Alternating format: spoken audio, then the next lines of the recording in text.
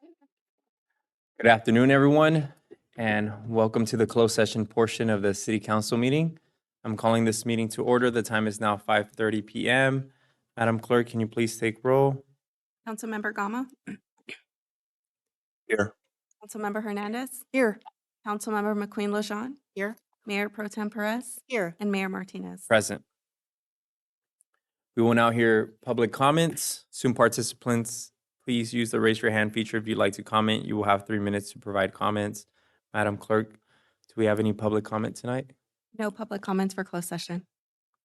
Mr. City Attorney, can you please read the closed session item into the record? Martinez, there are 2 items of business on closed session for tonight. There's public employee performance evaluation of the city manager pursuant to Government Code Section 54957B1, and then public employee performance evaluation of the city attorney pursuant to the same code section. Thank you, Mr. City Attorney. Council will actually, do any council members have any conflicts to disclose for the listed closed session agenda items? All right, so council will recess to closed session. The time is now 5:31 p.m. We'll be back at 6:30.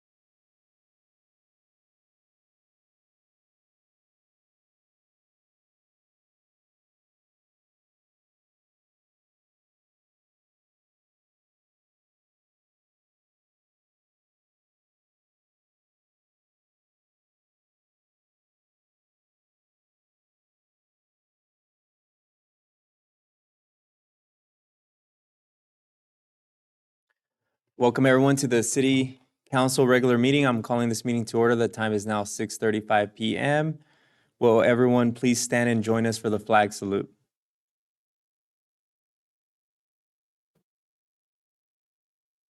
Ready? Begin.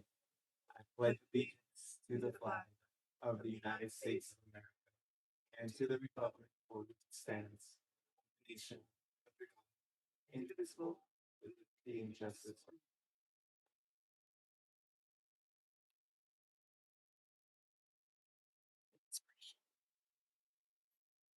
Right. Madam Clerk, can you please take roll? Councilmember Gama, Here. Councilmember Hernandez. Here. Councilmember McQueen Lejean. Here. Mayor Pro Tem Perez Here. and Mayor Martinez. Present. Mr. City Attorney, can you please provide the closed session report? Martinez, there was no reportable action taken in closed session tonight. We'll now move on to public comments. Public comments are limited to 3 minutes. Madam Clerk, do we have any public comments tonight? Yes, our first public comment will be from Jasmine Keys.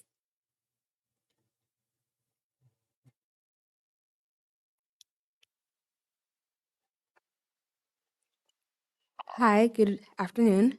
I'm addressing you all today on behalf of Wainimi High School. I'm the band director there. And I wanted to come and basically allow the band to come and hopefully play for you guys just for a quick minute. But also, I wanted to inquire and reach out hopefully for the consideration of the community benefit grant. Wainimi Band is rebuilding themselves. They're a very dedicated group of kids. They're very hardworking and very passionate for music, and this grant will help them in furthering their endeavor in musical, in everything that they're doing. They've improved so much since the beginning of the year that I've worked with them, and I'm really looking forward to continuing working with them. Hopefully, with your guys' support, the community support, we can rebuild this program in support of Wainimi. Okay.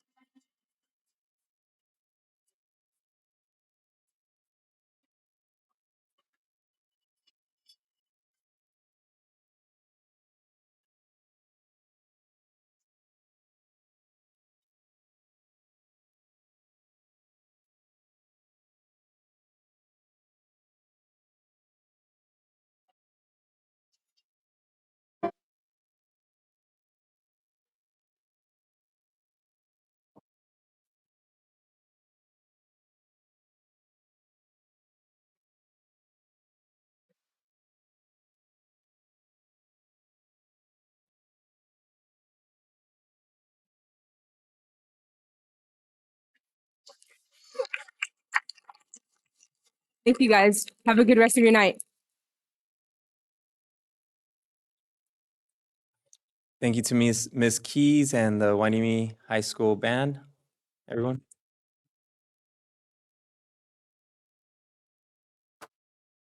Becky Burning.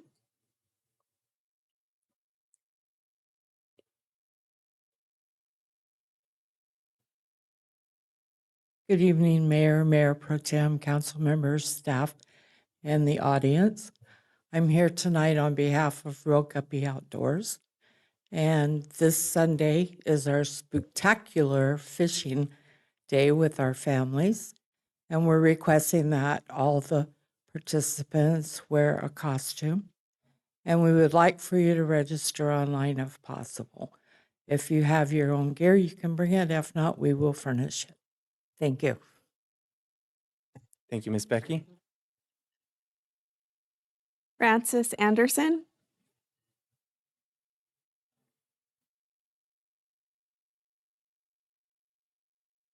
Good evening, Mayor and members of the council. I have heard a lot of chatter lately about a $3 million error in the budget of the city, and I wondered if you could comment on it or tell me what exactly is going on, if it's true or if it's not true, and what's happening. Thank you. Thank you, Mayor. If I could, so the council's not able to comment on items on public comment, but we did post a statement today on Facebook that you can review that speaks to the issue you raise. In short, I'll try to paraphrase what the comment says is we looked at the budget. We were looking at the budget for sustainability for not just this year, but years into the future, 4 years, 5 years into the future. And what we found was that we needed to make some adjustments, start making some adjustments now to be better positioned 5 years into the future, 6 years into the future. And so we brought some projects to the council in September that we recommended postponing or shifting around to try to be better positioned for the future.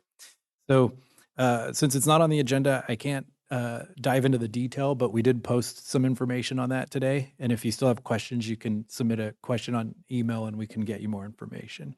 But it's something we're working on. We're trying to be prepared and be proactive.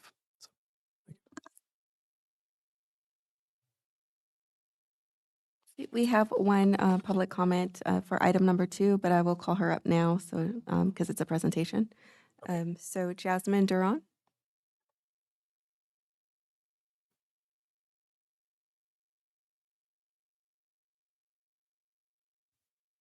Good evening. My name is Jasmine Duran, and I'm the Advocacy Coordinator for Autism Society of Ventura County and a member of ASVC's Advocacy Committee.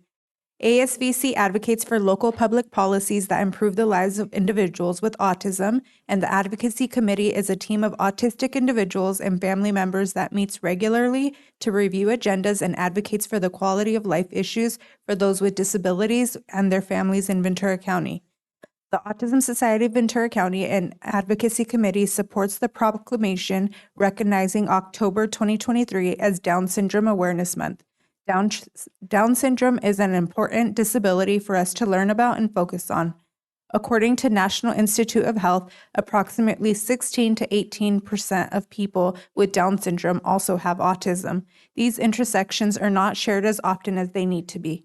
And we are here today in hopes to bring awareness to this intersectionality. Locally, Rainbow Connection Family Resource and Empowerment Center had its first ever Down Syndrome Awareness Walk and Resource Fair at Alokoi Park, formerly known as Oxnard Beach Park, this past Saturday. The event brought together the community to participate in a walk around the park. They also had games, tractor pull rides, Jolly Jumper, DJ, dancing, and even karaoke. ASVC is proud to have participated in the resource fair. We even had our own board member, Michelle, participate in the walk with her children. We look forward to watching this event continue to grow in the years to come. Individuals with Down syndrome play many roles in our community: brothers, sisters, uncles, aunts, parents, students, volunteers, interns, and they work in various industries, including hospitality, tourism, food and beverage, customer service, critical services, and many more. I would like to take a moment to highlight one particular individual with Down syndrome who is breaking down barriers and defying stereotypes. Kayla McKeon is a 36-year-old registered congressional lobbyist in D.C. She manages a small grassroots agency. She's an advocate, athlete, motivational speaker, political intern, and most recently, she helped design the first Barbie with Down syndrome. She has too many other accomplishments to list here today. It is said to give her a bill or a ball, and she will run with it. Kayla's story is moving, and it brings hope to others with Down syndrome and other developmental disabilities. Autism Society Ventura County longs for a society where all people with developmental disabilities of any age are encouraged to assert their thoughts and ideas and contribute their unique perspectives. Thank you for bringing awareness to Down syndrome with your proclamation here tonight, and thank you for everything you do for those that call Port Hueneme home. I appreciate your time. Thank you. Thank you, Ms. Duran. Luis Mendez.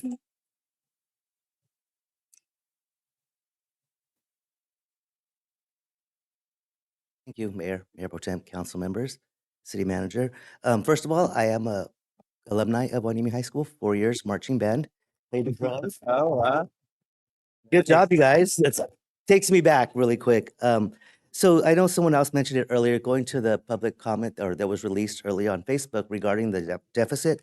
I wanted to thank whoever was in charge of it for releasing that clarification because it did cause and stir up a lot of talk back and forth, and that clarification was needed. One of the concerns I have about that, and I'd like to express to you guys, is that as times move on with inflation, bills, expenses, those all go up. The cost of doing business as a city goes up. And although you guys have to defer certain projects, I didn't see or hear anything mentioned about increasing revenue for the city because with those costs, you need revenue to cover them, you know, and that's part of balancing in a budget. And I think with some of us residents that look at certain things that are spent on, you know, or sometimes even losses, you know, if we go back to the beach festival and stuff like that, we want to make sure that you guys are good stewards of our money and also to ensure that you guys are looking towards the future because whenever decisions are made under duress, you know, bankruptcy or anything like that, the decisions aren't always the best ones or in the best interest. So if you guys plan ahead, those kind of hard decisions will be dealt with better by the community and probably more acceptable and easier to accept rather than a big bunch of stuff at once. The second part would be the CBF fund I just wanted to address. There was a lot of commentary on Facebook amongst me and my friends in regards to some of the decisions being made. I think personally that there may be a disconnect between the city and the Port of Hueneme and even the residents as to what constitutes a public benefit. I think that definition really needs to be clarified because of the different things that we see we don't approve of. For instance, I was looking at the budget as you put the link on regarding what some of the things are going to come up. I saw a $50,000, you know, budget item for a statue of Bard, Mr. Bard. And where that's going to go, I don't know. That's a lot of money, but I don't see a public benefit in that. You know, and I have friends that are part of the port, but as a community resident, I don't see the benefit. I think Ms. Hernandez mentioned one time about a colorful sign of the beach, like Nyland Acres has. That's something that would attract people to the beach, take pictures, increase revenue in the area that we live in. So it's trying to find that connection between council, the port, and the residents as to what is actually a community benefit and how we see it, and the amounts being spent on each item. So if you guys could take that into consideration, maybe back to the port, and come back to us and let us know, so that way there's no misunderstandings. Thank you. Thank you, Mr. Mendez. I just to add one point, so the Community Benefit Fund will be scheduled for an upcoming council meeting. So there will be an opportunity to come directly provide input on what, you know, what's on that list. So. And we have one last public comment, which is a written comment. It's our city has a handful of excellent organizations that help our community with the help of resident volunteers who support these organizations because these organizations give back to our community. Real Guppy Outdoors, Port Hueneme Little League, VFW, and Coastal Keepers are a few examples. These organizations plan events, organize fundraising for their organization, and operate independently, not under the direction of the city. These are the organizations our port and cannabis benefit funds were intended to support. City staff and leaders have created organizations that have relied on the port and cannabis benefit funds. REACH and Save Port Hueneme are examples of nonprofit organizations that city consultants and city leaders have established. Both of these organizations were financed almost exclusively by city contracts or benefit funds, and neither of these organizations generated many fundraising opportunities on their own. Where are both of these nonprofits now? Save Wainimi Beach dried up within months of spending $14,000 of cannabis benefit funds that could have been utilized for longstanding existing nonprofits that rely on volunteers.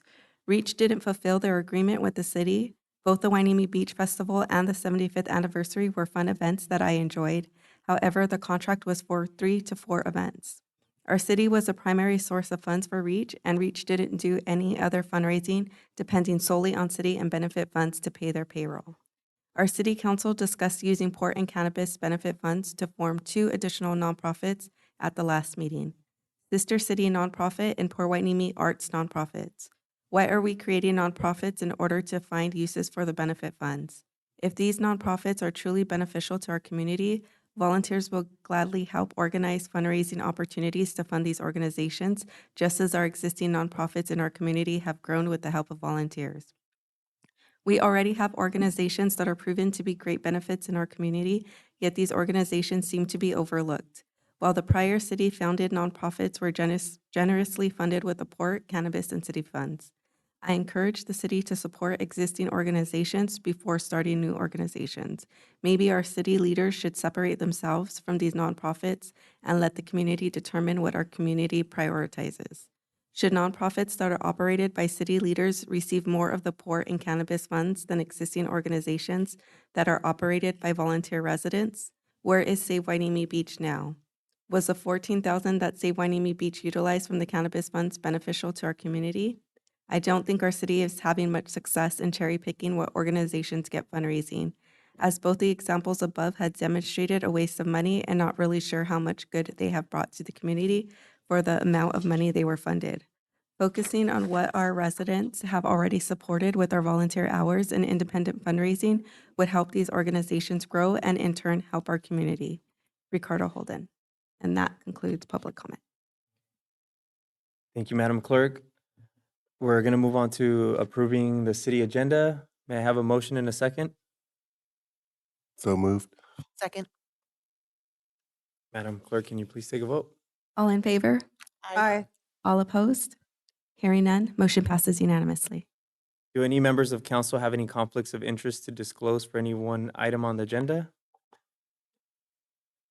All right, let's move on to presentation item number 1, quarterly employee recognition by Fred Camarillo, Public Works Director.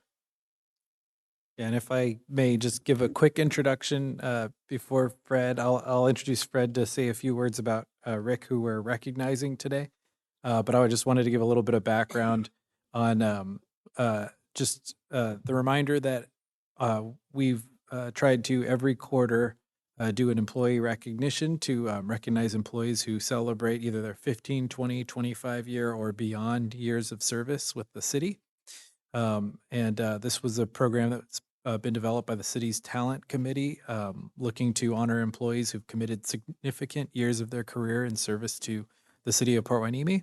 And this quarter, I'm going to turn it over to our interim public works director, Fred Camarillo, to introduce and say a few words about the person we are recognizing today.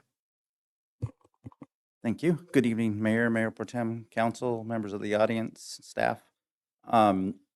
Rick couldn't be here tonight, but as you may remember, last year we were doing some catch-ups from years that had passed by. So Rick was able to attend last year where he got recognized for his 15 years of service. This year, it's his 20th year of service. He started in July of 2003. And I'm happy to say that I've been a friend of Rick's and have been able to work alongside Rick for those 20 years. So you guys probably all know Rick, very cheerful guy, very helpful, volunteers for a lot of the committees that the city manager just spoke about. He represents Public Works on our talent committee, and he's been involved with other committees, big with helping getting the beach festival, the banana festival, all those things from the Public Works standpoint represented, so we can take care of all those things. Rick is someone who truly cares about what he does. I mean, you never see Rick in a bad mood. He's willing to help wherever needed. And one of the questions on the questionnaire that's given out to all the employees asking what he liked best about working for the city of Port Hueneme, he mentioned that it was being able to assist the residents, the community at large with anything that might come up that they might need assistance with, whether it's related to solid waste or not. And that he has enjoyed building a lot of friendships and camaraderie with all of the people that he's worked with throughout the years. And please join me in recognizing Rick's 20 years of service.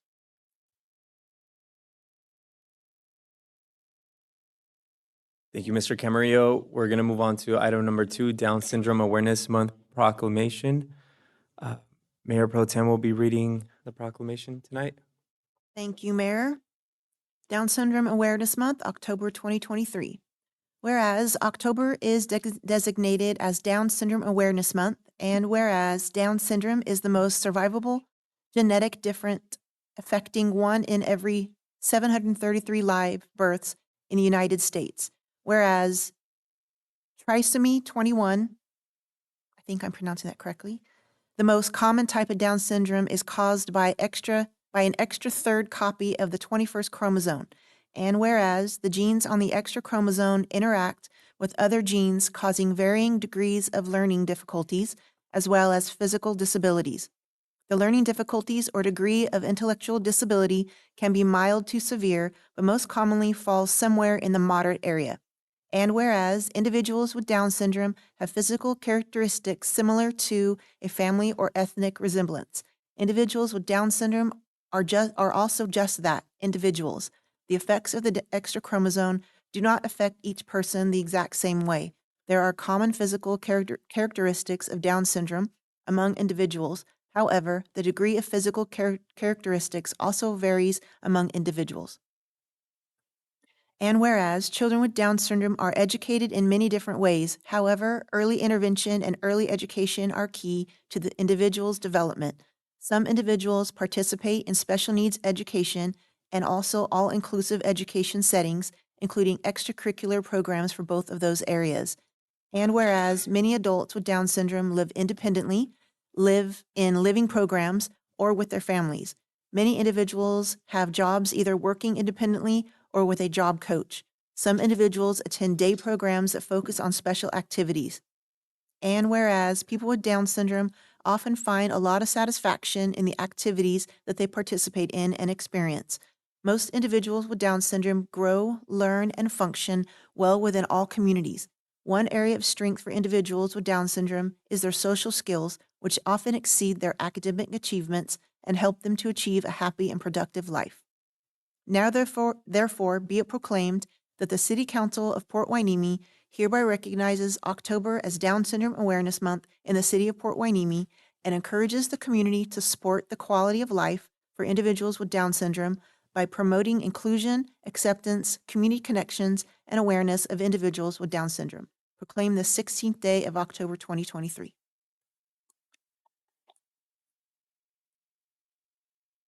Thank you, Mayor Pro Tem Perez, for reading the proclamation. I also want to mention we have Chief Federico joining us via Zoom. Would you like to say a few words, Chief? Yes, folks. In addition, your police chief, who was the former president of Down Syndrome Association of LA, which serves families up in Port Hueneme, Ventura, Camarillo, and Oxnard, as well as the LA area. And your police commissioner, Cameo, aka the Commish, are ecstatic to hear the proclamation read. It's coming from a city we love, and we're proud to hear it. Notice that your officers are now donning on their uniforms in the city of Port Hueneme a Down syndrome awareness pin. And that pin holds the colors of blue and yellow, the Down syndrome awareness colors. And it has their badge, the Port Hueneme police badge, embraced by the two-colored ribbon. And it's being worn on their uniforms now to display the awareness of Down Syndrome Awareness Month.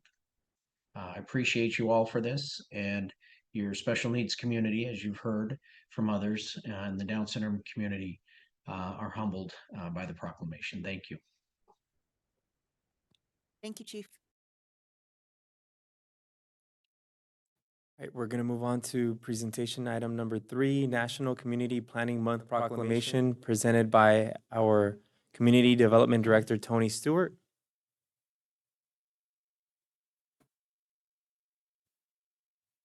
Good evening, Mayor, Council, also / city planner, so that's why I'm up here. I tried to get Jose, our associate planner, to do it, but here we are. So thank you again. This is Community Planning Month for October 2023. Whereas change is constant and affects all cities, towns, suburbs, counties, boroughs, townships, rural areas, and other places. And whereas community planning and plans can help manage this change in a way that provides better choices for how people work and live. And whereas community planning provides an opportunity for all residents to be meaningfully involved in making choices that determine the future of their community. And whereas the full benefits of planning require public officials and citizens who understand, support, and demand excellence in planning and plan implementation. And whereas the month of October is designated as National Community Planning Month throughout the United States of America and its territories.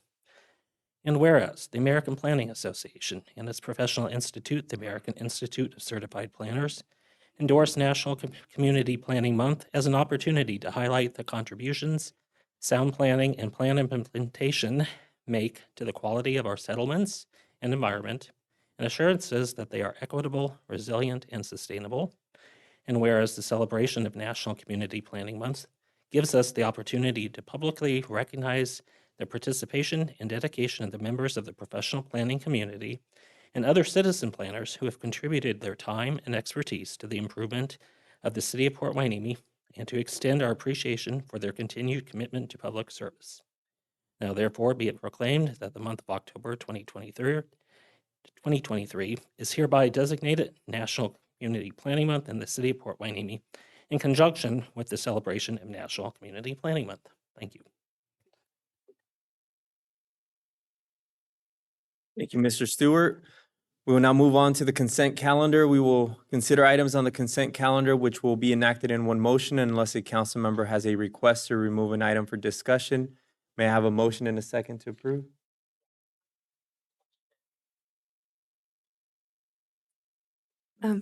Mike, I have one question on items 6 and 7. Should I go ahead and pull them, or can I ask the question? 6 would be pulled. 7 is a public hearing. would wait Okay, for the got public it. hearing. Yep. Sorry about that. No. Number 6, that's the Bubbling Springs Creek Clearing Project. Yes.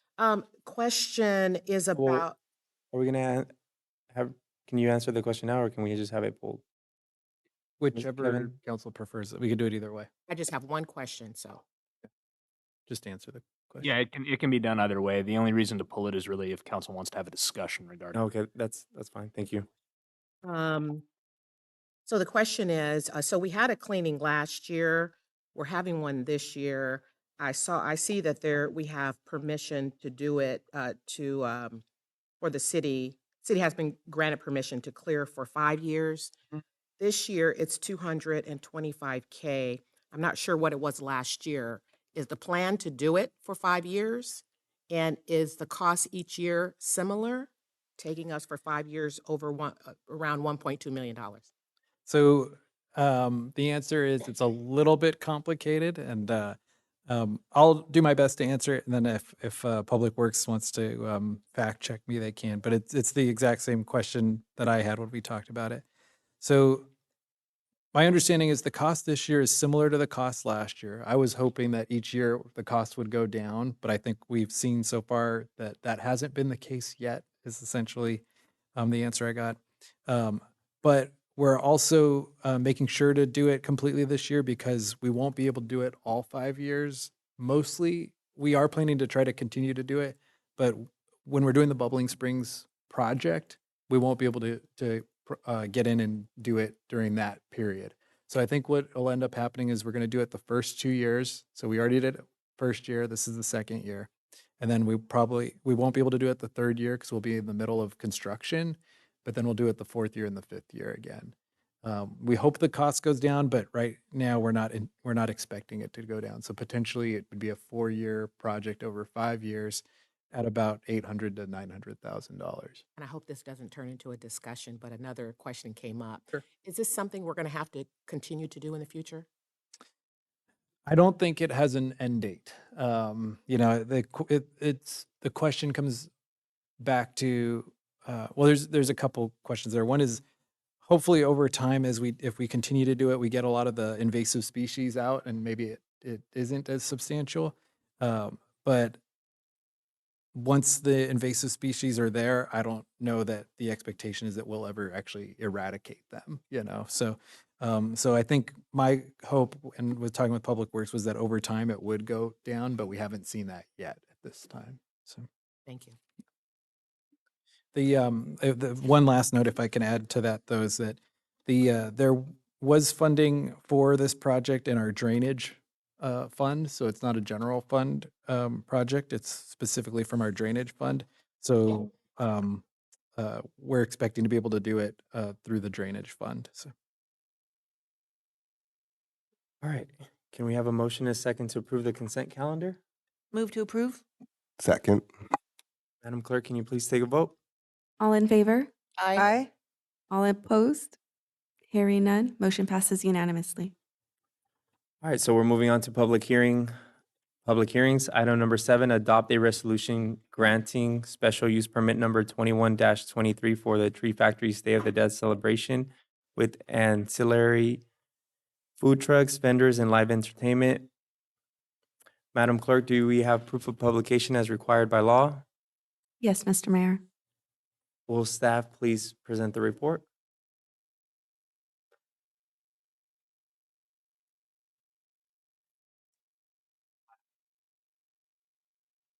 Mayor Pro Tem, general public.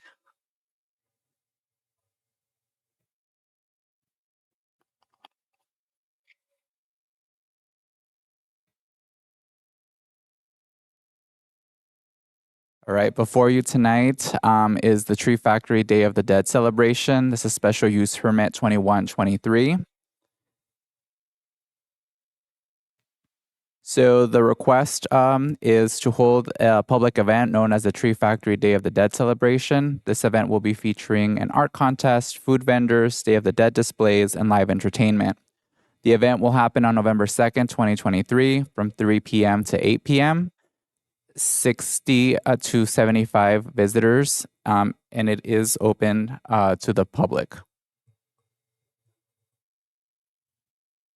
live entertainment lineup includes mariachi, Aztec performers, and dancers. And the live entertainment is scheduled to only happen between 6 p.m. to 7:30 p.m. A little bit about the proposed event site plan area.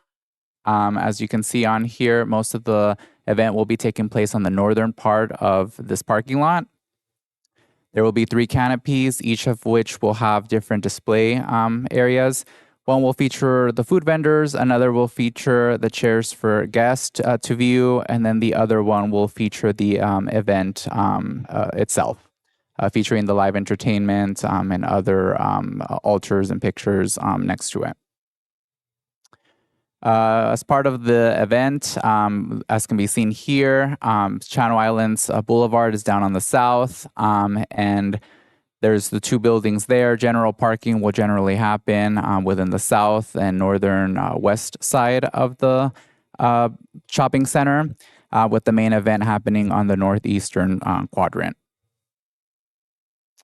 Why this item came to council was because the special use permit will have outdoor entertainment, and there is proximity to residential uses to the north. And this project is considered to be exempt under CEQA as the project use is existing, and it is a minor temporary use of the land. The conditions of approval ensure that the environment is protected. Fiscal impact, there will be no direct impact to the city's general fund. It is anticipated sales tax revenue will be created by the food retail vendors and additional sales from the Tree Factory Cannabis dispensary during the event. Strategic planning consistency. This has two. One, optimal levels of service for residents and businesses. This will support and establish programs and events that create a strong sense of community pride and a connection to our history and heritage. And innovate and opportunity. Retain and maximize opportunities for local businesses as the backbone of our community. The recommendation is to adopt resolution conditionally approving special use permit 21-23 and find the project categorically exempt from CEQA. Staff is available for questions, and the applicant will be presenting their own presentation of the event.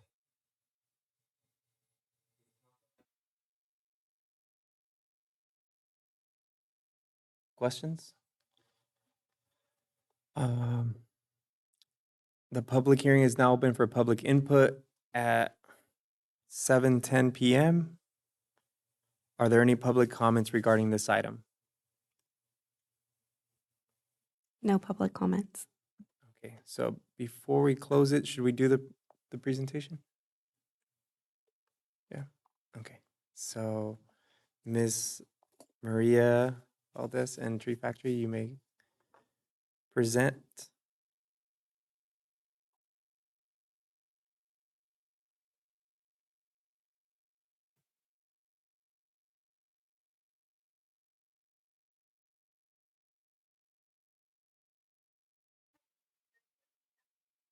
Good evening, Honorable Mayor, Mayor Pro Tem, City Council. We appreciate the opportunity to come before you to discuss the proposed Dia de los Muertos event. Tree Factory is a local dispensary here in Port Hueneme. We are a family business raised here on B Street. Our parents migrated from Mexico in the 70s and have been residents of Port Hueneme ever since. And to us, the city of Port Hueneme is our home.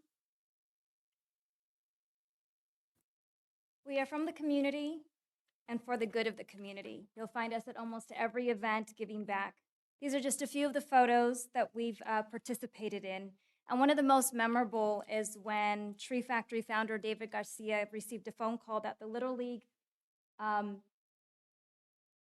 field was in desperate need of maintenance. And so David rallied the troops because within a few hours there was going to be a Little League team performing there.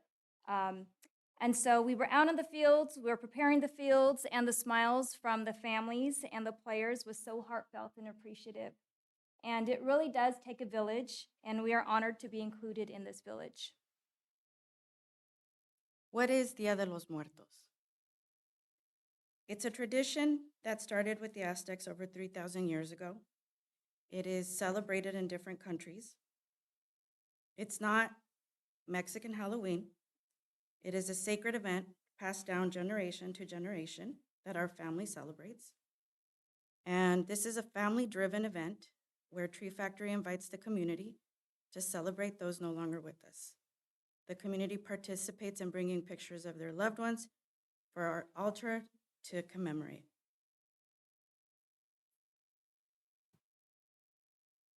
This is a video of what we've done in the past.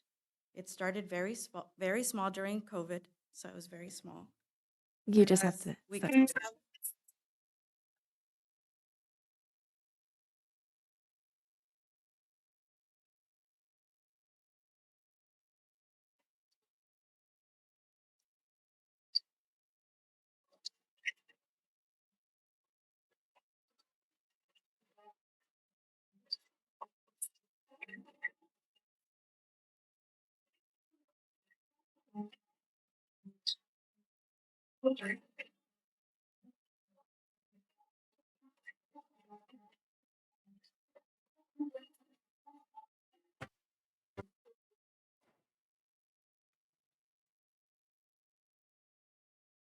So what we will be offering is we will be having free food for the guests that come.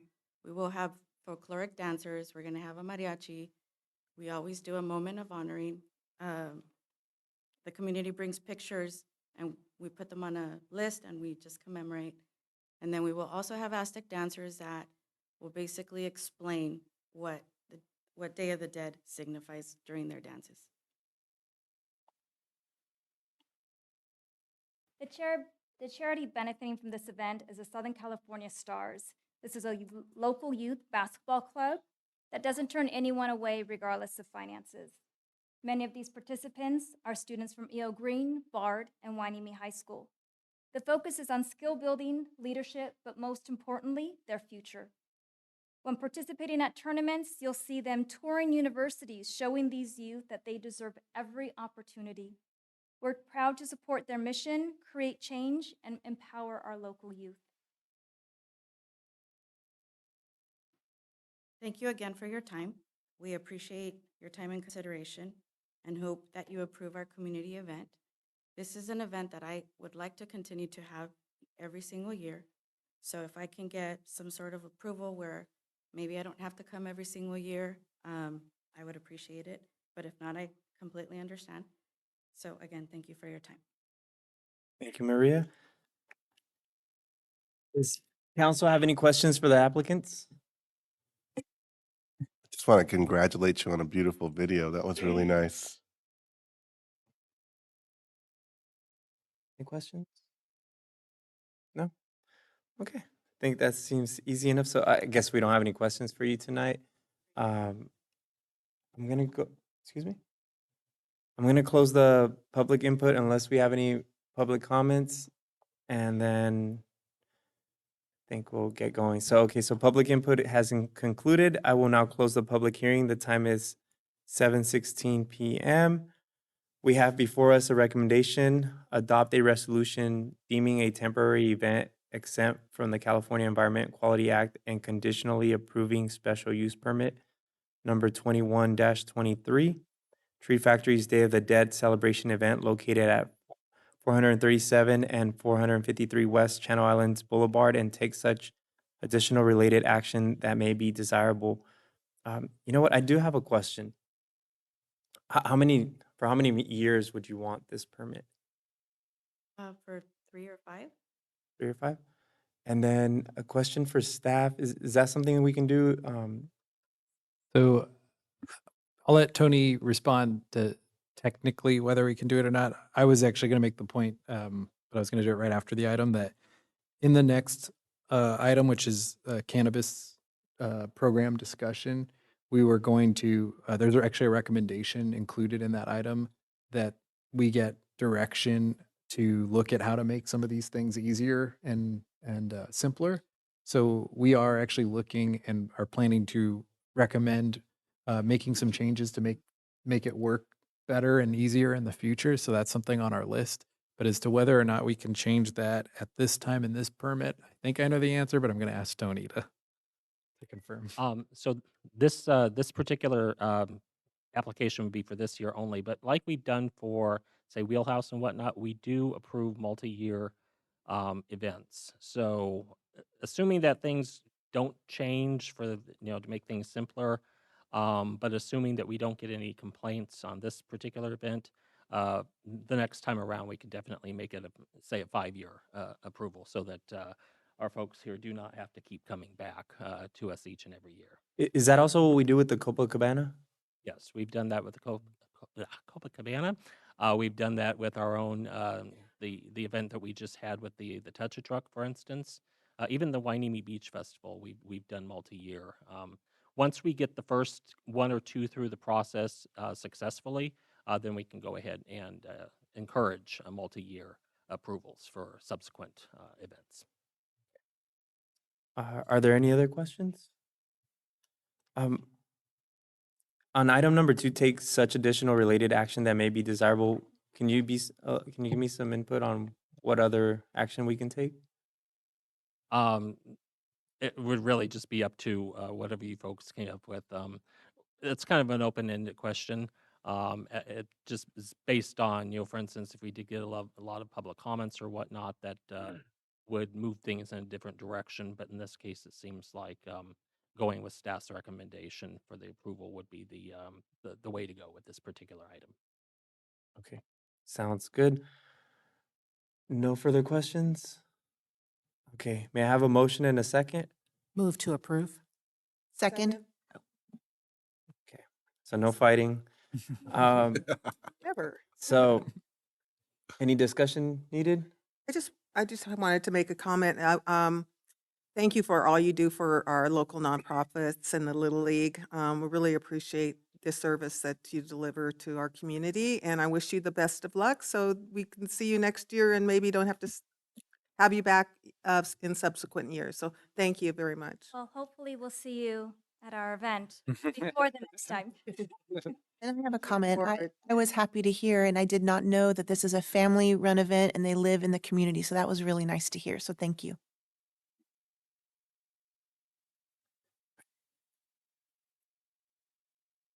Madam Clerk, can we please take a roll call? I mean, roll call vote. Mayor, I'll let you say who did the second. Ms. Hernandez. Okay. Councilmember McQueen Lejeune. Councilmember Hernandez. Yes. Councilmember Gama. Yes. Mayor Pro Tem Perez. Yes. And Mayor Martinez. Yes. Motion passes unanimously. We will now move on to item number 8, Annual Development Agreement Compliance Review and Finding of Exemption from CEQA. Madam Clerk, do we have proof of publication as required by law and a complete file of reports and exhibits? Yes, Mr. Mayor. Will staff please present the report? Yes, thank you. And before our Community Development Director, Mr. Stewart, gets started on the item, I just spoke to this, but we did want to just note in our introduction, this item is a review of development agreements and a compliance review. But we did add a recommendation 8, which says direct staff to return at an upcoming meeting with additional recommendations for potential revisions to the city cannabis program. And I just wanted to highlight that up front because I think we've heard it just in the last item. We may hear it in other items related to the development agreements. Just that the cannabis program and the environment and the way cities around us are handling it is changing. And so we are realizing and we are trying to be proactive that we need to be aware of that and kind of look for opportunities to sort of change and be proactive in that way. And so I'm going to let Tony lead the development agreement compliance review. But I just wanted to make that point, and then it also spoke to the comment made earlier about, some of the cannabis businesses that we've talked to have talked about things, that could be streamlined or easier, and we are going to look at that. We do recommend that we start thinking about that. So, but with that, today the bulk of the item is reviewing the development agreements for compliance, and I'm going to hand it over to Tony to walk us through that. Thank you, James. And again, good evening, everyone. I apologize in advance. This, as you probably know, as you recall from other presentations, is fairly dry. But it is an annual requirement for all of our businesses that have been in business for at least a year. So this time around, we are looking at 7 businesses. Back earlier this year, we looked at 7 other businesses. But before I get into them, just as a reminder for the public, back in 2016, the City Council opted to allow cannabis businesses to operate in the city as a source of revenue for a general fund. Since we do not have a cannabis tax here in the city, we use the development agreement as the mechanism to ensure that the cannabis businesses pay their required obligated payment towards our general fund. And the development agreements also include remedies should the applicant default. So I won't get into all of that right now, but it is in the staff report. And also mention this staff report, there are some things that the developers agree to, such as to pay that contractual payment. Most of the time it's 5% of their annual gross revenues, less taxes paid to the state. To maintain all books and records and pay for up to 2 audits per year, and to obtain their certificate of occupancy. In other words, open their business within 1 year of the agreement becoming effective. In exchange for these provisions, the city agrees that at the time the agreements are approved, the development rights in place will be vested. And more specifically, what these development agreements require the applicants or the developers, as we call them, to do for us is that they complete, as I mentioned, the development and open their business with 1 year of the development agreement taking effect. They provide a long-term source of employment opportunities. They provide the city directly with additional revenue in the form of an increase in certain taxes, mainly sales taxes from the products they sell. They also provide that contractual payment towards the city's general fund, and they provide certain community benefits, for instance, the ones that you just heard about from Tree Factory. So this evening, the 7 businesses that we're looking at are Blue Diamond LLC, which is a delivery-only business. Front Door Enterprises, or Ecomeds, also a delivery-only business. PH Investment Group LLC, aka Element 7, and they are a dispensary. Freedom First Association, also known as Skunk Masters, a dispensary with a lounge, but we'll only be discussing the dispensary today because the lounge is just open for business. So next time around, we'll look at that as well. Innovative Concepts Investment Group LLC, aka iHeart Cannabis, PH Organic Team Incorporated, and Tradecraft Farms. I'm not going to go into the first 4, Blue Diamond, Ecomeds, Element 7, or Skunk Masters any further to save time and also because they are all in compliance. However, as you can see, iHeart Cannabis and Tradecraft Farms are in partial compliance, so we do need to discuss where they're not in compliance. And PH Organic Team Incorporated is not in compliance with their development agreement at this time. So real quick, these are just the locations of the 4 that are in compliance. And then moving on to the businesses that are in partial or out of compliance. So the first, just going alphabetically, is iHeart Cannabis, or ICIG. And the reason why they're not in compliance is because they have not paid their 5% towards the city's general fund for the months of May through August of this year. In addition, previous payments were also not made regularly. So the term and condition number 12, other development agreement, requires this payment to be made on a monthly basis. And just a reminder, the primary purpose for allowing the operation of cannabis businesses is they are a source of revenue for the general fund. And if we're not getting those payments, then it has a negative impact on our finances and our ability to provide the services to include the health and safety of our public. So as I mentioned, the development agreement does have potential remedies. Item number 22, or condition number 22 in the development agreement, states that a developer is in default if they happen to be or have one of the following events or conditions occur. In this case, it's the finding and determination by the city council made following a periodic review, such as tonight's, under the procedures provided in the agreement, that upon the basis of substantial evidence, the developer has not complied in good faith with the material requirement of this development agreement. So with that, consequently, the council has a few options here as far as what they want to do about this. First would be to demand full payment from the developer by a certain date, say by the end of the month. They could allow a one-time payment plan with fixed terms and conditions. The payment plan would be based on the unaudited gross receipts. We are in the process of conducting audits of all of our businesses, so if the audits do determine that additional funds are due to the city, those would be made outside of this payment plan. And the reason why I'm mentioning this payment plan, because as you may recall, when we had the last review, we had one of our dispensaries who was out of compliance as well, and so the council allowed them to do a payment plan. So to be consistent, we're offering that alternative here again this time around. But 3, if you would so choose, you could revoke the development agreement subject to the procedures set forth in the agreement and our adopted requirements and procedures.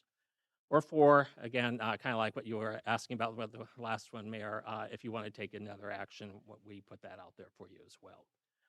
Staff is recommending, however, option number 2 with payment in full due by the end of this year. So that would be the first business that we have that we need to bring into compliance. The second one is PH Organic Team. Now, as you recall, this business is not in compliance. They were approved back in 2019 to operate a micro business consisting of a retail dispensary, cultivation, and distribution operations. And the location is 475 West Channel Islands Boulevard, which is where the Mandarin Chinese restaurant is, for instance, just to the immediate east of the Hardy Mall building. The developer did submit plans into Plan Check in June 2020, which is within 1 year of the development agreement taking effect. However, they've been in Plan Check ever since. A lot of that has to do with the fact that they are working with Edison regarding upgrading the electric feed for the building. It's an old building. It was developed back in the early 1970s. Cultivation takes a lot of electricity, as they are finding out, and so they are still working more on Edison's schedule than their own. However, due to a lack of business operations, they have not been a source of employment opportunities or tax revenue, or nor have they made payments to the general fund, and they have not made, obviously, any charitable contributions as well. So we did meet with the applicant, or the developer, I should say, and they did propose a timeline. They're assuming that Edison, or hoping that Edison will approve their power upgrades early next year, which will allow them to then to commence construction on that.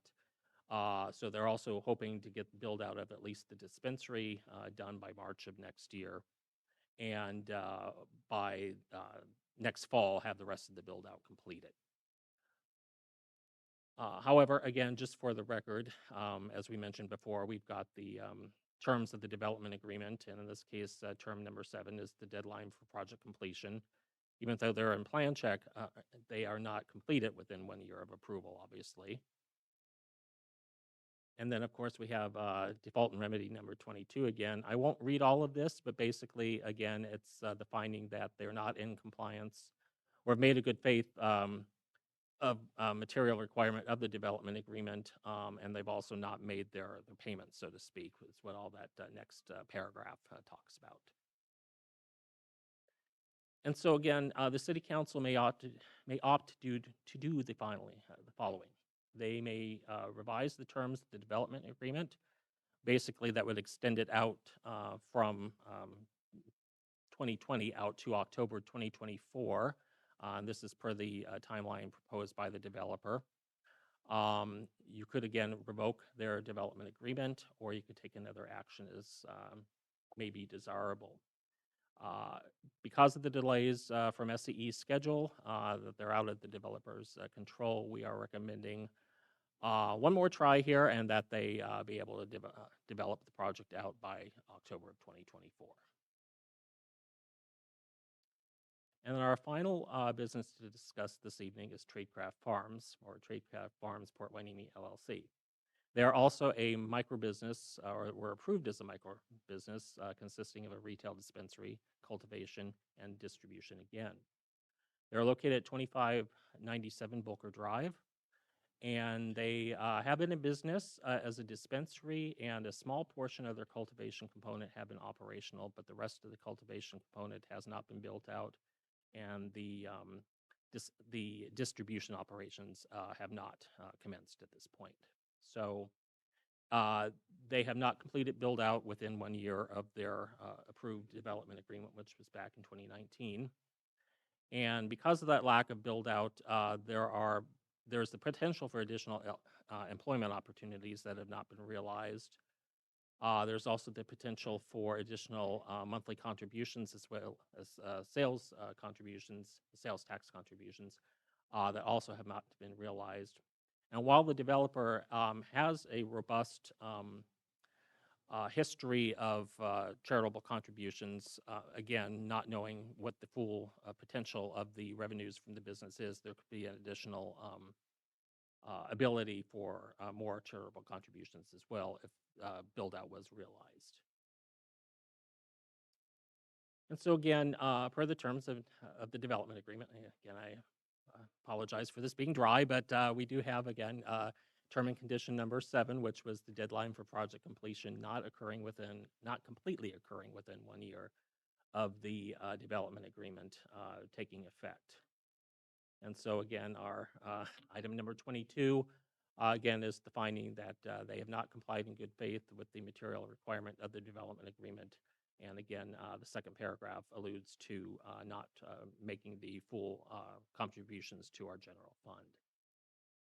Now, staff has met with the developer several times with regard to all of this and finding out when build out would finally be realized.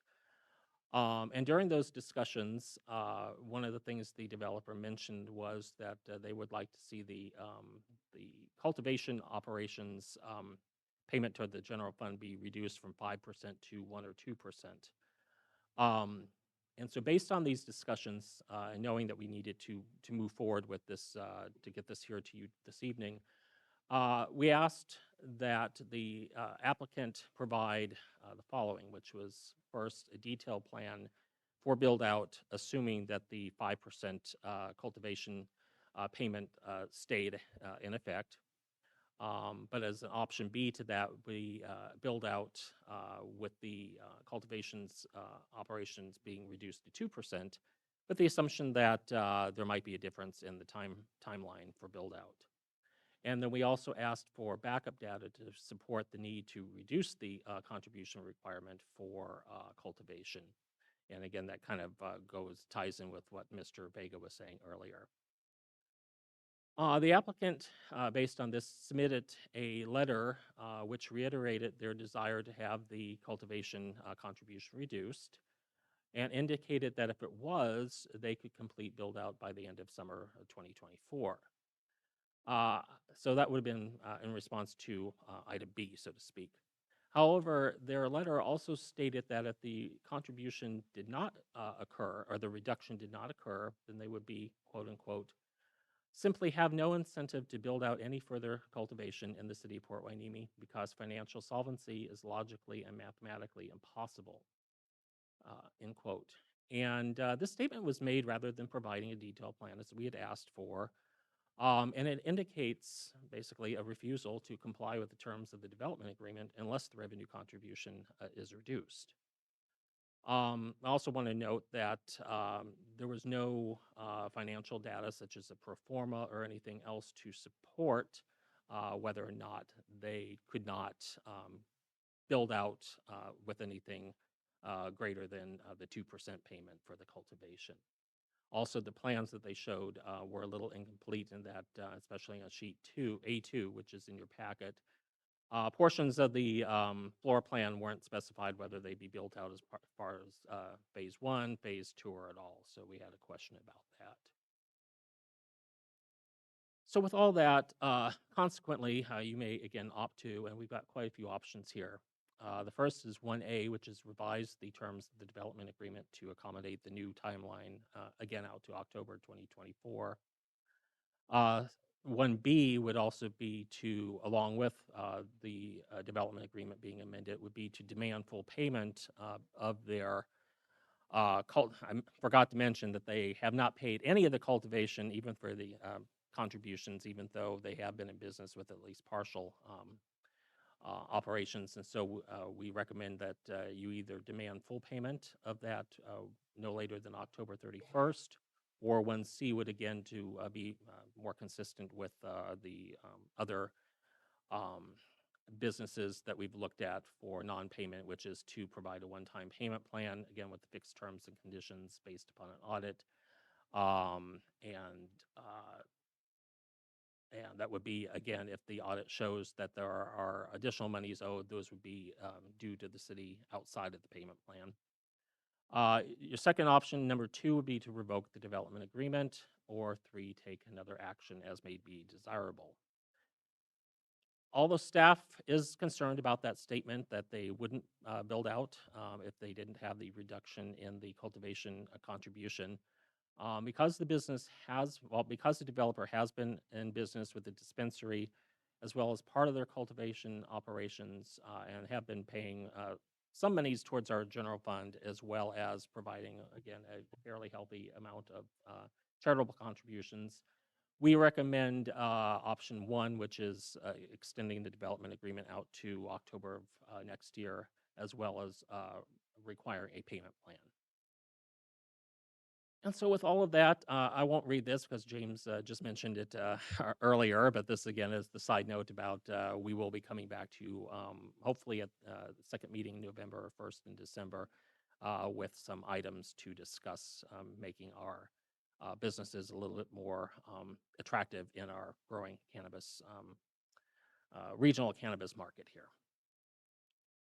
The project is exempt from CEQA, which states Class 9 consisted of activities limited entirely to inspections to check for performance of an operation or quality, health, and safety of a project. With regard to fiscal impact, we do have a review fee now that is collected for all of these reviews, so it pays for time, staff's time on this because it is a fairly substantial amount of work they have to put together here. However, as I mentioned, because we do have two businesses that are partially in compliance because they have not made their full contributions to our general fund, and we have one that's not built out at all and therefore not making any contribution, we do have that negative impact on our general fund right now. And so with that, Mayor, did you want me to read this or did you want to read this? If you give me the option, I'm gonna make you read it. So, All right. but if you want, I can read it. That's okay. I'll read it if you want. I know it's a long one, but in fact I'm going to read this one because I don't have a number 8 on there. But it is recommended that the City Council open the public hearing and take testimonial and documentary evidence to close the public hearing and consider that evidence. 3, adopt resolutions determining that the following dispensaries are in compliance with their respective development agreements. And those again would be Blue Diamond LLC, Freedom First Association, Front Door Enterprises LLC, and PH Investments Group LLC. And 4, adopt resolutions determining that the following cannabis businesses are in partial compliance with the development agreements. That is Innovative Concepts Investment Group LLC and Tradecraft Farms - Port Hueneme LLC. And 5, adopt a resolution determining that the following cannabis business is out of compliance with their respective development agreement. And that would be Port Hueneme Organic Team Incorporated. And 6, make determination that the project is exempt from CEQA and take such additional related action that may be desirable, as including which course of action to take regarding the 3 businesses who are out of compliance with their respective development agreements, as per the options noted in the staff report. And 8, direct staff to return back to the City Council at an upcoming meeting with additional recommendations for potential revisions to the city cannabis program. And with that, that concludes my presentation, and I'm happy to answer any questions. I do believe that the team from Tradecraft is here if you've got questions from them, and we may have additional applicants as well from the other 2 businesses. Okay. Thank you, Mr. Stewart, for the presentation. Does council have any questions for staff at this moment?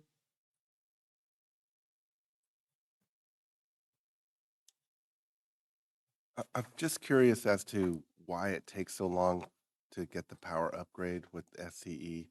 It seems like with the cultivation operations that we haven't had much success other than Tradecraft. So I saw in this long presentation that I'm not sure if it's Tradecraft or another one that is waiting for a power upgrade from SCE.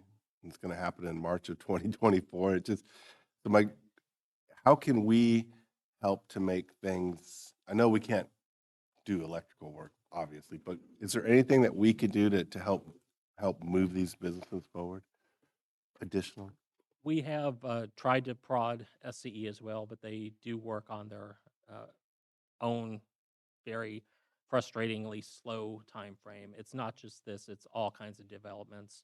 We give our applicants, if they do need to do something with SCE, months of, and sometimes in case years of heads up. SCE is very, very slow. Their excuse is that they're understaffed. I mean, it seems to be the constant, this has been happening again for years. It's not just our cultivators. I experienced this in other cities I've worked for as well. It's just unfortunately a fact of life with SCE that you wait on them. So I imagine it must be frustrating for you as well. Yeah, and if I could just add, we just installed a sidewalk at Scott Street, and we were held up by SCE, and we ended up sort of working around SCE. So that's partially why, when Tony and I were reviewing these, we understand that because we've been there. We've been there on our own projects, and that's why, we took the approach of saying we recommend giving a, set extension to allow for that SCE work to occur. So-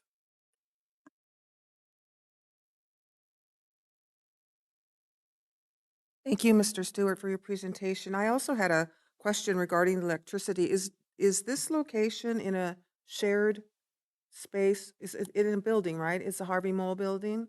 Or, One next door to it. So it's the long two-story building next door to it. And yes, it is. It's a multi-tenant building. okay. So there's other cannabis businesses in that building, are there not? Not in that one. This Okay. would be the only cannabis business. They would be taking up several suites. Two on the bottom floor. One would be for the dispensary and distribution operations. The other would be for just their offices. And the entire second floor would be remodeled for the cannabis operation. So the tenants downstairs don't have the same electrical needs that they would upstairs because they're not cannabis businesses. So And specifically not cultivation. not cultivated, okay. All right, thanks. And then I had a question about tradecraft. Is there any reason, and I guess this is their business, I'm not trying to tell them how to do their business, but if they believe that it's not economically feasible to have a cultivation operation, or that it's not supported with a 2% tax on their revenue, why do it? Is it possible that they could change their business model and not do the cultivation or the micro business operation so that they could be more successful at just their sales that they're doing right now? So yes and no. Yes, they could come back for basically go through the process again through you with a modification for the new plan. Uh, the no part is that the DCC, the state Department of Cannabis, uh, requires that you either have a standalone one component business, say a dispensary, or you have a micro business with at least three. And for some reason, they don't allow a two-part business.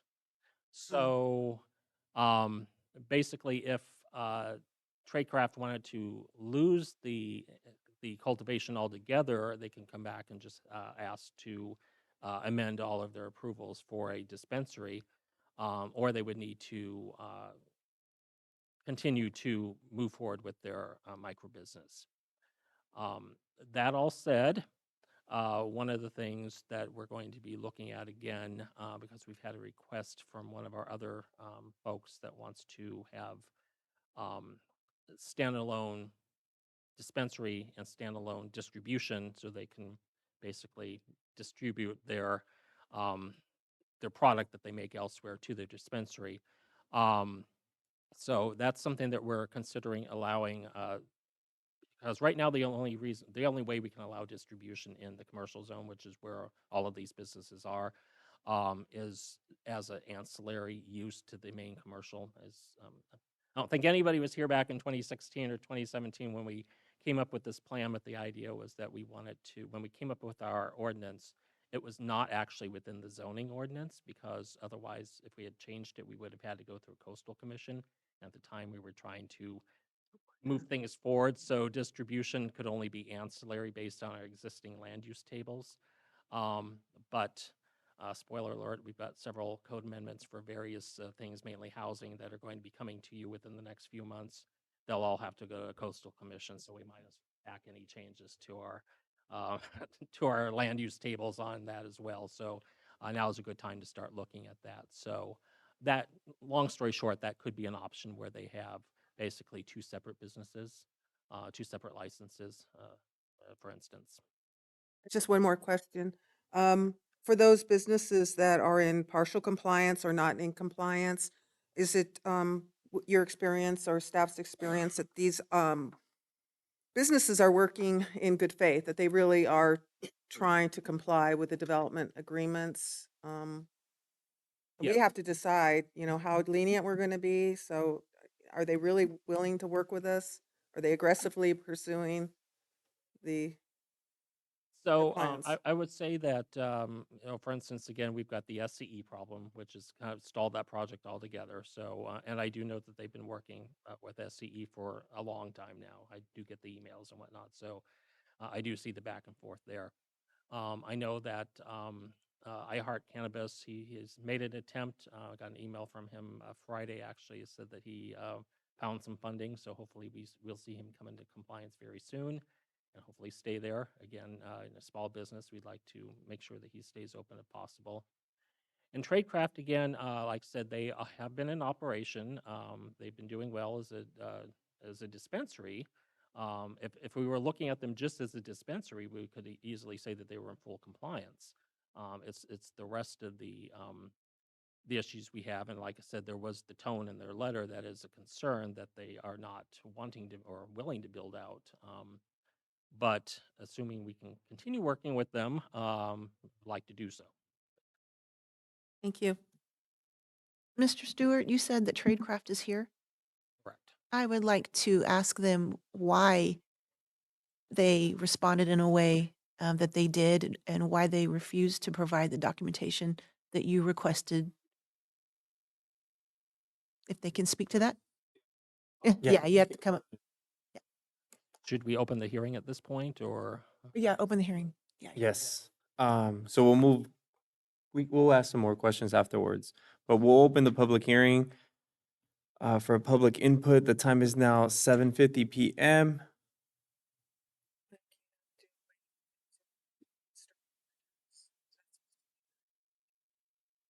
Okay. I don't know. Is that true, Mr.? Council can continue, but it's good practice for council members to request permission to leave during a public hearing. All right, we will Thank you. continue. We'll Thank proceed. you. We're okay to talk? Mhm. Thank you very much. Thanks for having us, Mr. Stewart, Honorable Mayor. Yeah, thank you. First of all, I want you to know that Tradecraft Farm takes this meeting tonight very, very seriously. We understand the gravity of everything that's going on, and we take our responsibility in the city of Port Hueneme very seriously. I will address the comment that you're referring to only in the sense, and I think it might have been taken out of context, but I understand that it was quoted.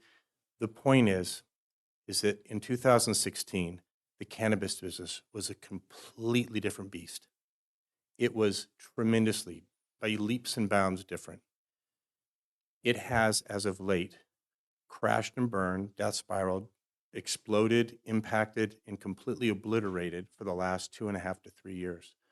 We have struggled very, very hard to survive. And that's the truth.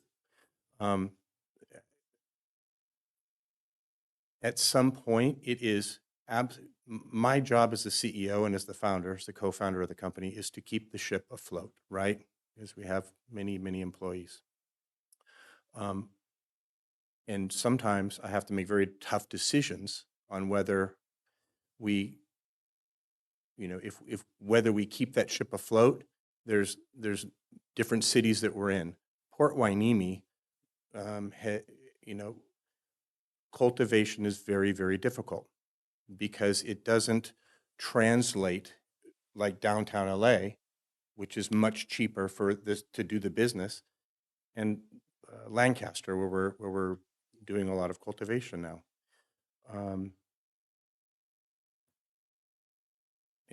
I have James here. Yeah. Can I just give you? Yeah. So, one example. Thank you. James is our Mr. chief of staff, and Mr. Mayor and Mayor Pro Tem and honorable council members. I just want to touch base on the Edison issue. Edison in Port Hueneme is so prohibitive cost-wise. In Lancaster, we have a 6 cent per kilowatt hour charge for electricity. In Port Hueneme during summertime peak hours, it's 56 cents. If you do the math, you can understand cultivation is electricity, it demands a lot of electricity. You're creating you're basically creating an environment. You're controlling the environment with the electricity, with the lighting, and you have to have all kinds of environmental controls that create a an environment that's conducive for the plants to grow. And at 53, 56 cents per kilowatt hour, it doesn't make sense. It's not cost, it's cost prohibitive. And so, so it makes it extremely difficult here in Port Hueneme. We are doing, and of course we take this seriously. And I do believe that the comment that was made in the letter was taken out of context. It wasn't meant as a, well, we're not going to do it. And I can comment on that as well. Yeah. And I'm sorry, we're just kind of, we're all rattled here, but I think the point was, and I think our conversations with Tony was that nothing could change. You were either going to do it or you're not going to do it. The point is, as in 2016, we came in big. We came in large. We came in like, we're going to, build out 17,000 square feet. It has become so expensive to build cultivations now. That's an $8 million build out.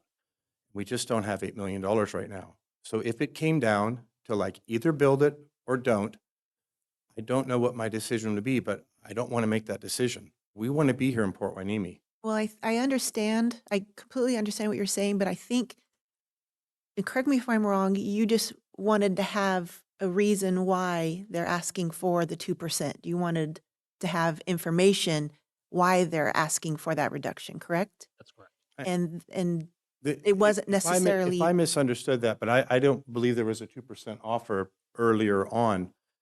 And so that we were just saying that if we get to a point where we can reduce that cultivation tax, then I think we see a path to build out more. Remember, we've already got 50 lights there. We're already cultivating in Port Hueneme.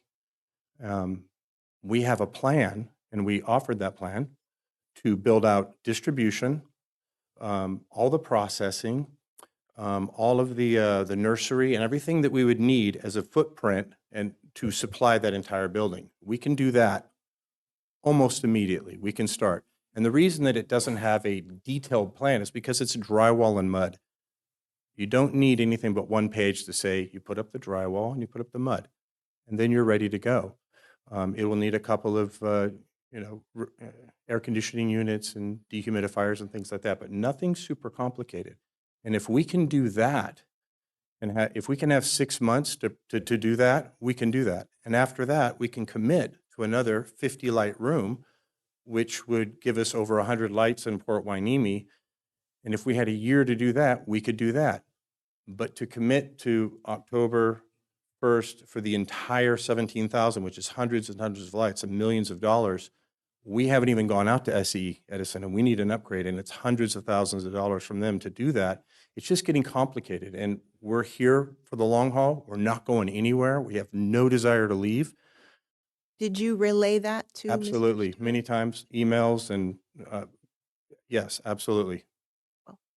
And if I didn't make it clear, I apologize.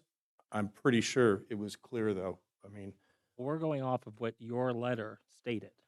right, but there was many emails over and over and over and over. Your letter is the plan for our request that Right. is in the city council's packet. Sure. And the recommendation is based upon what you put in your own letter. Right. It's not a recommendation that we're pulling out of the thin air. So what you folks put in your letter is what the city council just heard for a recommendation. So information, Yeah. obviously, We- to make better decisions. We're with- open for the conversation. We would love to have this conversation and move forward. We always have been. We've been very open. We've been very communicative with Mr. Stewart. We really would. I know Paula here is our compliance officer. She wrote the letter. We're here to make it work. Okay, thank you. Real quick, Mr. City Manager, do you understand the issue, and would you be able to explain it in simpler terms? I think so. I may be focusing on just one part of it, and I was thinking sort of big picture, which is what we want to do with the follow-up item that we're recommending. Where we really look at kind of the cannabis environment around us and come back with recommendations. Because, in a nutshell, I haven't heard of very many cultivation businesses getting open yet, and I think that they're struggling to get open. When I got here and I heard Tradecraft had theirs open, I was actually surprised. I go, wow, there's one open in the county. There might might be others now, but as an example, in Ojai, we had issued 3 permits for micro businesses that could cultivate. None had been open in the 2 years since we had issued those permits. So, so it is sort of, people are struggling to figure it out. And I think for all the reasons mentioned, costs in the county and all those types of things. But the other thing is, because of that, I think everybody's still trying to sort of figure out like what it's actually going to do and generate and what the appropriate tax level is for these. And so, obviously, we would want it to be sort of a collaborative conversation, and we wouldn't want it to be a hostile conversation. But I think that's something that we should look at. It's something that we were planning to look at as part of this cannabis review, is what is the appropriate tax rate for cultivation. I think the county recently allowed it, the county of Ventura, and they set their tax rate at 4%. I think Ojai was 4% or 3%. So there is an element, you know, we would want it to be a discussion, and that's probably going to be my ask from Tradecraft is let's get together and discuss this. But we might look around and see that our tax rate is, even though when we started we were reasonable, we might be higher than everybody else now. I don't know that yet. And I think to Tony's point, one of the things we were asking for is like, show us what you're basing it on, this tax rate. We submitted that. Yeah, but so that's something we can look at and bring back. So for the purposes of tonight, the recommendation was basically to revise the terms of the development agreement to allow the extra time for the build out, and then to allow the payment plan.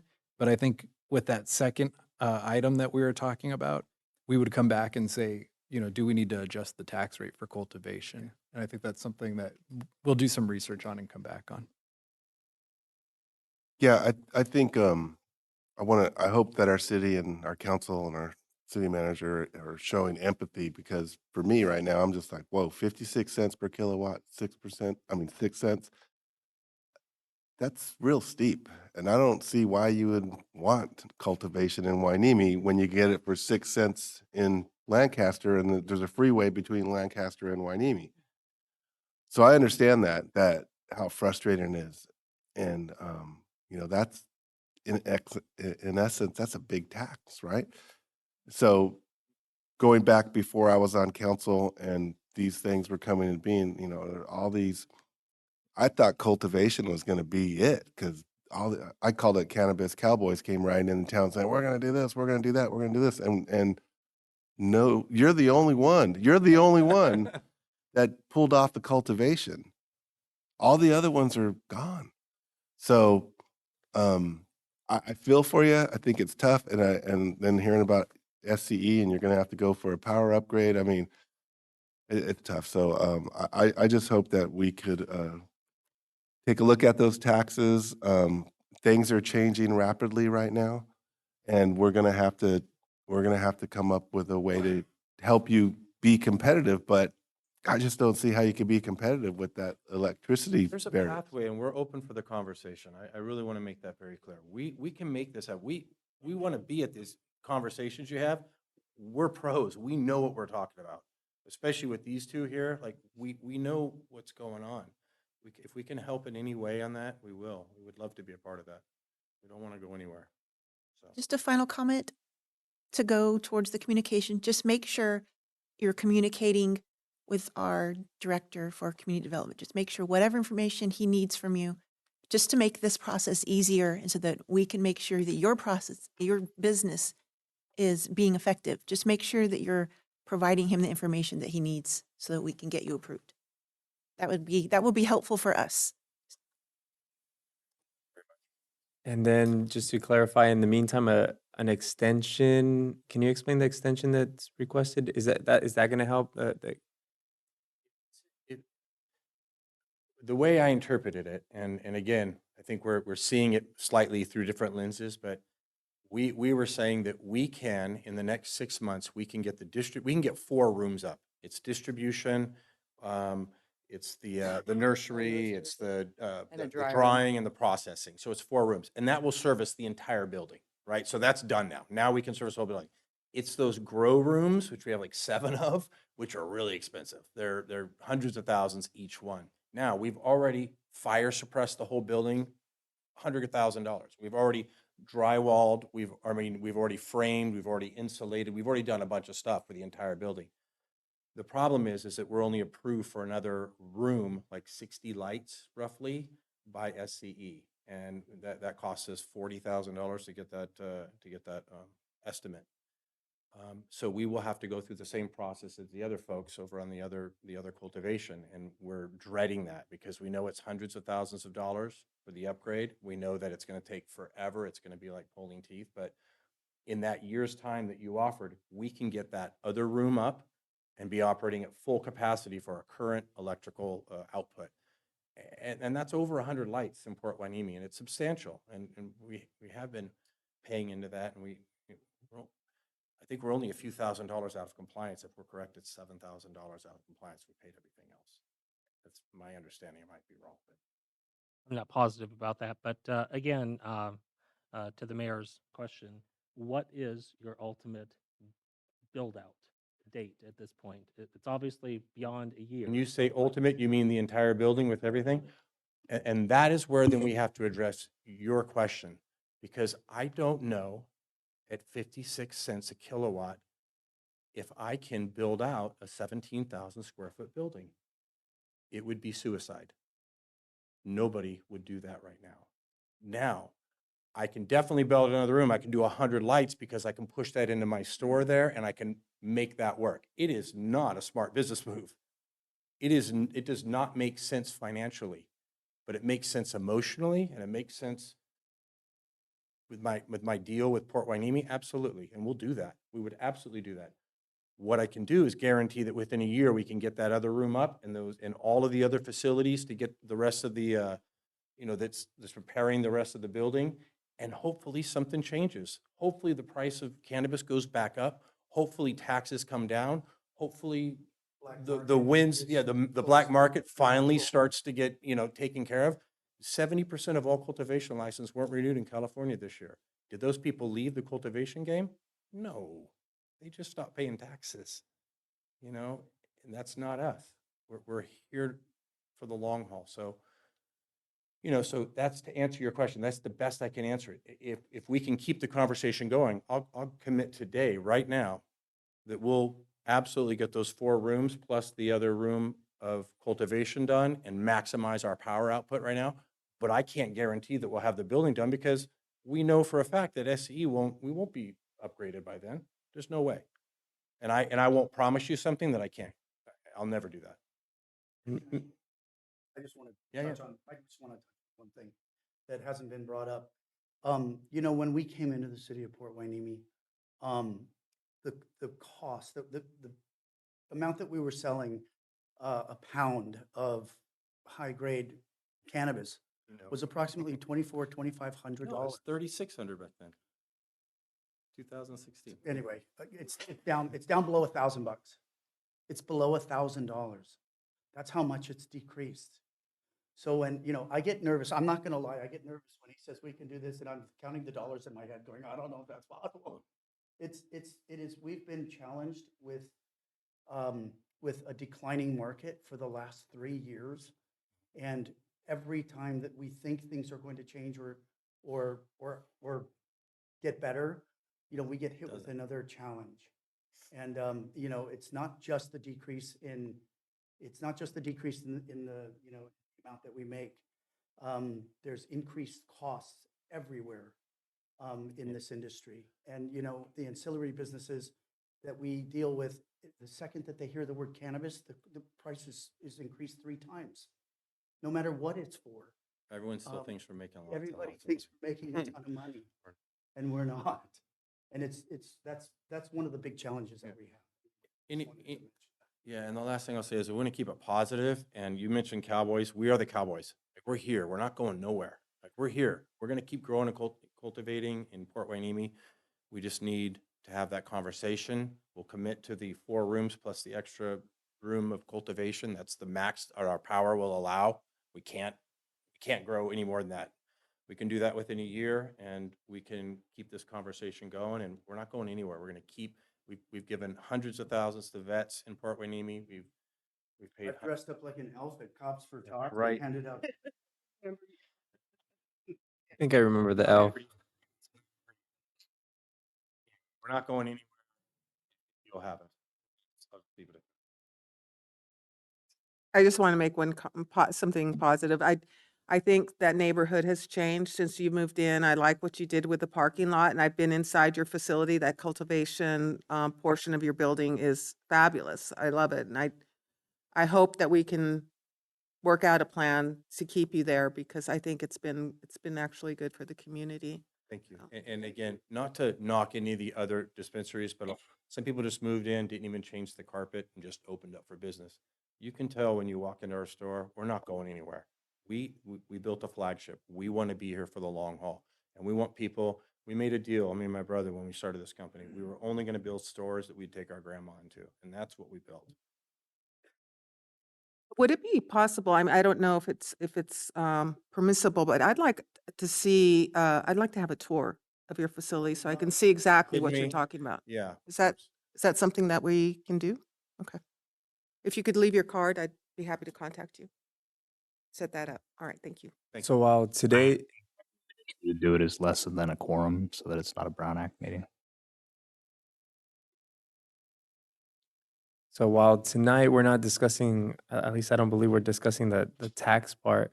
I'm curious, Mr. Stewart, is their answer good enough for you? Is it sufficient? How do you feel about it?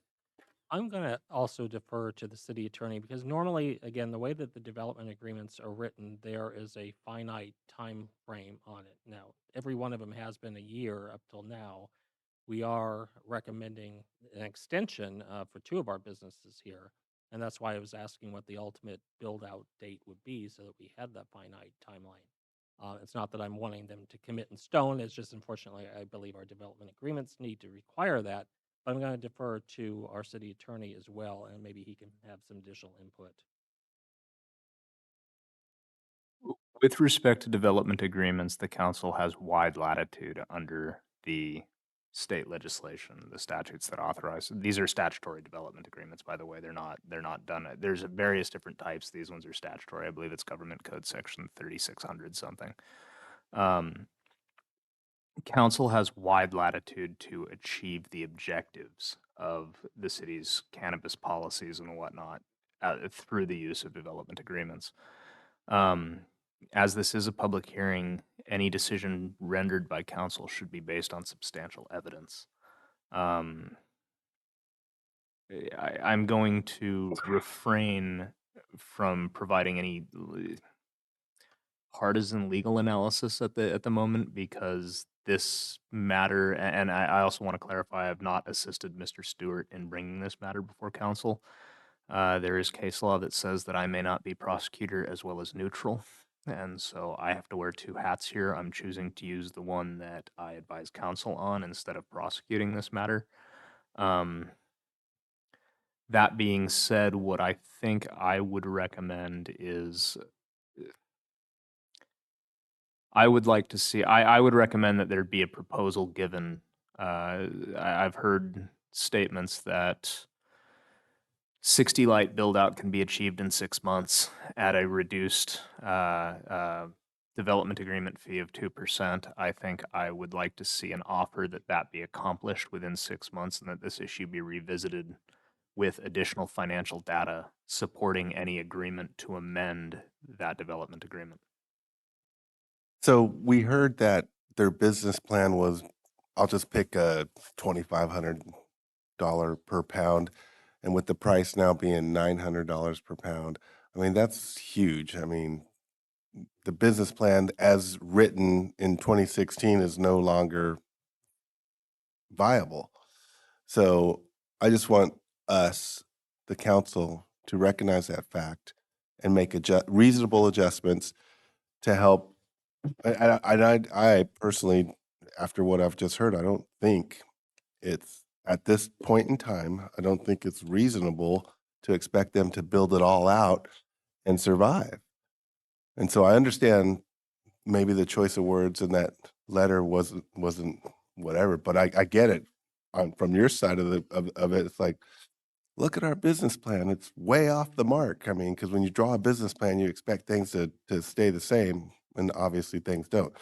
So we can adjust the agreement to what's reasonable given the situation we're in right now. We And- can adjust it to a point now. Now, I'm gonna need Tony to speak to this matter. They are a micro business, is that correct? Correct. So under the state micro business law, they are required to have 3 components to their business. Correct. Do they currently have 3 components to their business? Are they in compliance with the state law? As far as just on paper, yes. Okay, and by on paper, you mean that they are actually operating 3 distinct segments of a cannabis business in compliance with state law? No, they are operating 2 of the 3, the cultivation and the retail dispensary, but not the distribution component. So the distribution, if that's not brought up to speed, that is not a micro business under state law definitions. Okay, Under state law, what constitutes a working distribution? Is it 1 delivery, 2, 3? It would just be 1, the minimum. I guess, and again, I'm the one person who shouldn't, would you like Yeah, to? hi. I would say that our distribution is, we actually are operational. Whether we're actually generating revenue distinctly from distribution is a different thing, but we do perform the functions that are unique to distributors under the DCC state cannabis regulations. And we are in compliance with them, and our licenses are renewed every year with no issue. And we can take care of that in that first build out. We generate our processing room, no problem. Now we can distribute out of Port Hueneme. Right now, we don't have a space to do that, which is one of the problems. But we can handle that very quickly. And that would be the first 6 months. And then the second 6 months would be that 50 light room or 60 light room. so if I'm hearing and to advise council, if council were so inclined, it might be beneficial to solicit an offer, so to speak. So you would basically then recommend that we have that we continue this particular item? It's a public hearing and it's already open, so if we continue it, we have to continue it to a date certain. Wrap this up. So I'm thinking, we were planning to bring our cannabis program revisions back in about a month, right? Not the next meeting, but the following, mid-November. So we can continue the public. I think we can approve the other items. We can approve the others. I was just informed that a representative of Element 7 wishes to Okay. make public comment as Okay, well. but we can finish the public hearing, approve the remaining, and we can continue this specific item to that second meeting in November where we'd bring cannabis revisions and we would look at what the appropriate amounts are to consider setting the fee amounts. So that would be one way to proceed at this point. And for everyone's benefit, everyone present here, the standard of review for a council in a land use decision and development agreement decision such as this is substantial evidence. So evidence in a record needs to be presented to justify whatever decision council is being asked to make.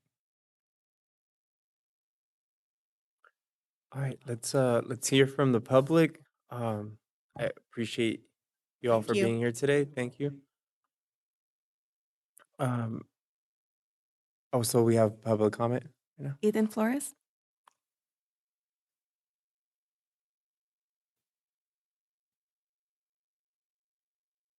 Good evening, Mayor Pro Tem. My name is Ethan Flores. I'm the General Manager of Element 7 Express Dispensary. We just wanted to take a small amount of your time to introduce our shop and thank you for the opportunity to be a part of the Port Hueneme community of cannabis businesses. We strive to be a positive addition to the community by staying in compliance, being good neighbors, and having no major security issues. Our shop is locally staffed and managed. I've been a resident here most of my life. We have a loyal local customer base that enjoy our grab and go concept.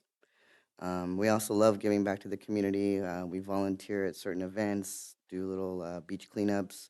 We like to highlight local businesses by having like 420 day, but focus on the local businesses. We've been around for about 18 months now and hope to continue to be a part of the cannabis and local community here in Port Hueneme. So we would like to extend an invitation to you all to come by and say hi, take a tour, visit our shop. That's about it. Thank you. Thank you. Thank you, Ethan. Do we have any more public comments?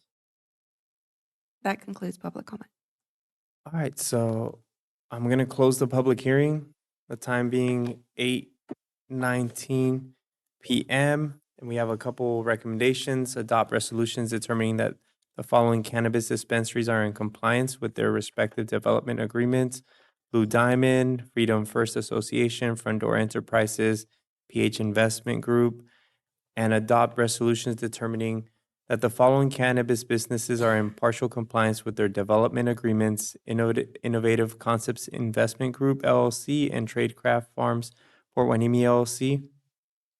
Number 3, adopt a resolution determining that the following cannabis businesses out of compliance with their respective development agreement: Port Hueneme Organic Team Inc. And 4, make a determination that the project is exempt under CEQA. And 5, take such additional related action that may be desirable, including determining which course of action to take regarding the 3 businesses who are out of compliance with their respective development agreements per the options noted in the staff report dated October 16th, 2023. May I have a motion and a second? Can we do a motion to approve all staff recommendations, or do we have to specify each thing? If I Uh, may, real I'll quick, we s- do want to address the tradecraft. Tradecraft, yeah. So I that was gonna might say, change the recommendation slightly. yeah, motion to approve all staff recommendations, excluding Tradecraft, which would be brought back for review on, we have to have a date certain, so no, we'll get the exact date because we need the date certain to continue the public hearing, November 20th.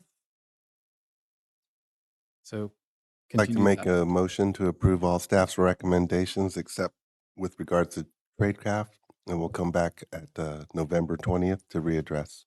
Second? All right, is there any discussion required? Madam Clerk, can we please take a roll call vote? Councilmember Gama, Yes. Mayor Pro Tem Perez, Yes. Councilmember Hernandez, Yes. Councilmember McQueen Lejeune, Yes. and Mayor Martinez. Yes. Motion passes unanimously. Okay. So that's it with the public hearings. Thank you, Mr. Stewart. We don't have any business items tonight. Yeah, well, we're gonna recess the city council meeting and call to order the successor agency to the Port Hueneme Redevelopment Agency and the Housing Successor Agency Special Joint Meeting. We will now recess the city council meeting and call to order the successor agency to the Port Hueneme Redevelopment Agency and the Housing Successor Agency. It is now 8:22 PM. Madam Clerk, can you please take roll? Member Gama, Here. Member Hernandez, Here. Member McQueen Lejeune, Here. Vice Chair Perez, Here. and Chair Martinez. Present. So we have the last item before us, business item number 9, joint resolution regarding property conveyance. Will staff please present the report? Absolutely, Mayor Martinez. I was just looking to see if our city manager wanted to. So I'll try and make this as painless as possible. Council is somewhat familiar with these issues stemming back to March of 2011. We've had numerous properties brought back before trying to correct certain land transfers that happened prior to the state's dissolution law, which is ABX 1-26. Essentially what happened, and a lot of cities attempted to do the same thing, was the governor dissolved redevelopment agencies in the state of California in an effort to balance the state's budget. So in essence, it was a money grab, and cities ended up hurting financially as a result of this. So in March, various cities, including the city of Port Hueneme, tried to transfer RDA assets to the city so that they didn't have to be sent back to the state. Well, under the dissolution law, as that law came to be known, the state conducted an audit, and the audit determined that there were several illegal land transfers that had to be reconveyed back to the successor agency because they couldn't go to the RDA because the RDA didn't exist anymore. As a result, we were also required to submit a long-range property management plan to the Department of Finance, and the Department of Finance had to authorize how all assets, including properties held by various agencies, were disposed of, so to speak. So in an effort to correct all of this so that our successor agency can be properly wound up because it's done, we have no more recognized obligation schedules to be paid. Everything is done. It unfortunately happened that 116 West Pleasant Valley and 148 West Pleasant Valley Council adopted a joint resolution conveying those properties to the successor agency as directed by the controller's audit in 2014. Well, unfortunately, this was incorrect. It should have gone to the city as the housing successor agency. So as we're sitting here trying to wind up the successor agency currently holds title to 2 properties. So this is to correct that by conveying those 2 properties to the housing successor agency so that we can then tell the county oversight board that the successor agency no longer owns properties and we can finally get rid of it. There was also an issue from prior resolutions of certain deeds not being recorded, which basically, due to staff turnover and various other things, not through any real competence issues. But eventually what happened is it created wild deeds. Wild deeds, if you don't know, are deeds that exist outside the chain of title, and they do all sorts of weird things. And since there's easements with these properties, the first direction is that from a prior joint resolution, 4 properties were transferred that are identified in the staff report. Those deeds were not recorded. Those deeds need to be recorded first. Then what happens is there are already existing grants of easement in favor of SCE recorded, and then the successor agency is going to quit claim its title to the properties to the housing successor agency, and that should leave the SCE grants of easement in place because it's a quit claim deed, not a grant deed. So once this is done, I was going to say something about after Mr. Stewart saying how dry his presentation.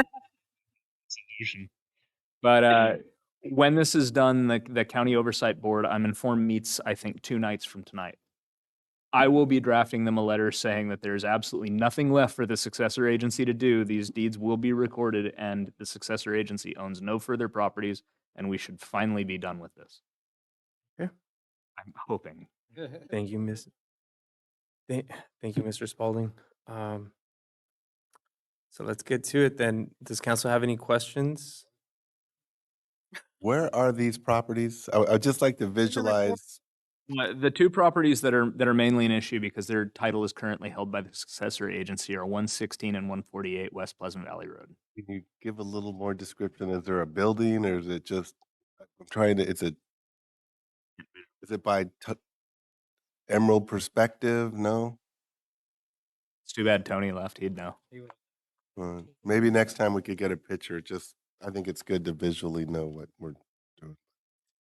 Yeah, we'll follow up. I know it's not helpful for the public, but we'll send an email out with pictures of what they look like after this. Is a motion required at this point? Yeah, in essence, the motion is required to adopt a motion to adopt the resolution as recommended by staff. Yes, it was very clearly understood, and I'm going to make a motion to adopt the recommendation. Second. Madam Clerk, can we please take a vote? All in favor? Aye. All opposed? Hearing none, motion passes unanimously. Right, so the Port Hueneme Redevelopment Agency and Housing Successor Agency special joint meeting is now adjourned, and the City Council meeting will now reconvene. The time is now 8:28 p.m. Mr. City Manager, do you have any comments or reports to share?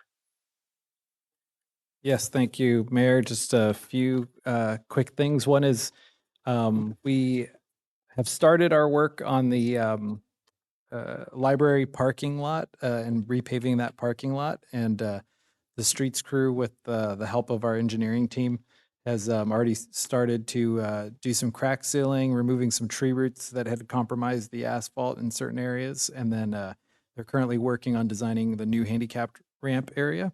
And so we're going to be working on that and plan to have the work complete prior to the end of November. So people who see cones or work going on in the library parking lot, that's what we're working on there.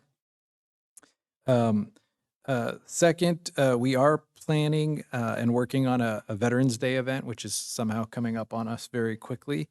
So we'll provide more information on that. But for now, it's sort of a mark your calendar. I think Veterans Day this year is on, I believe it's November 13th off the top of my head, which is Monday.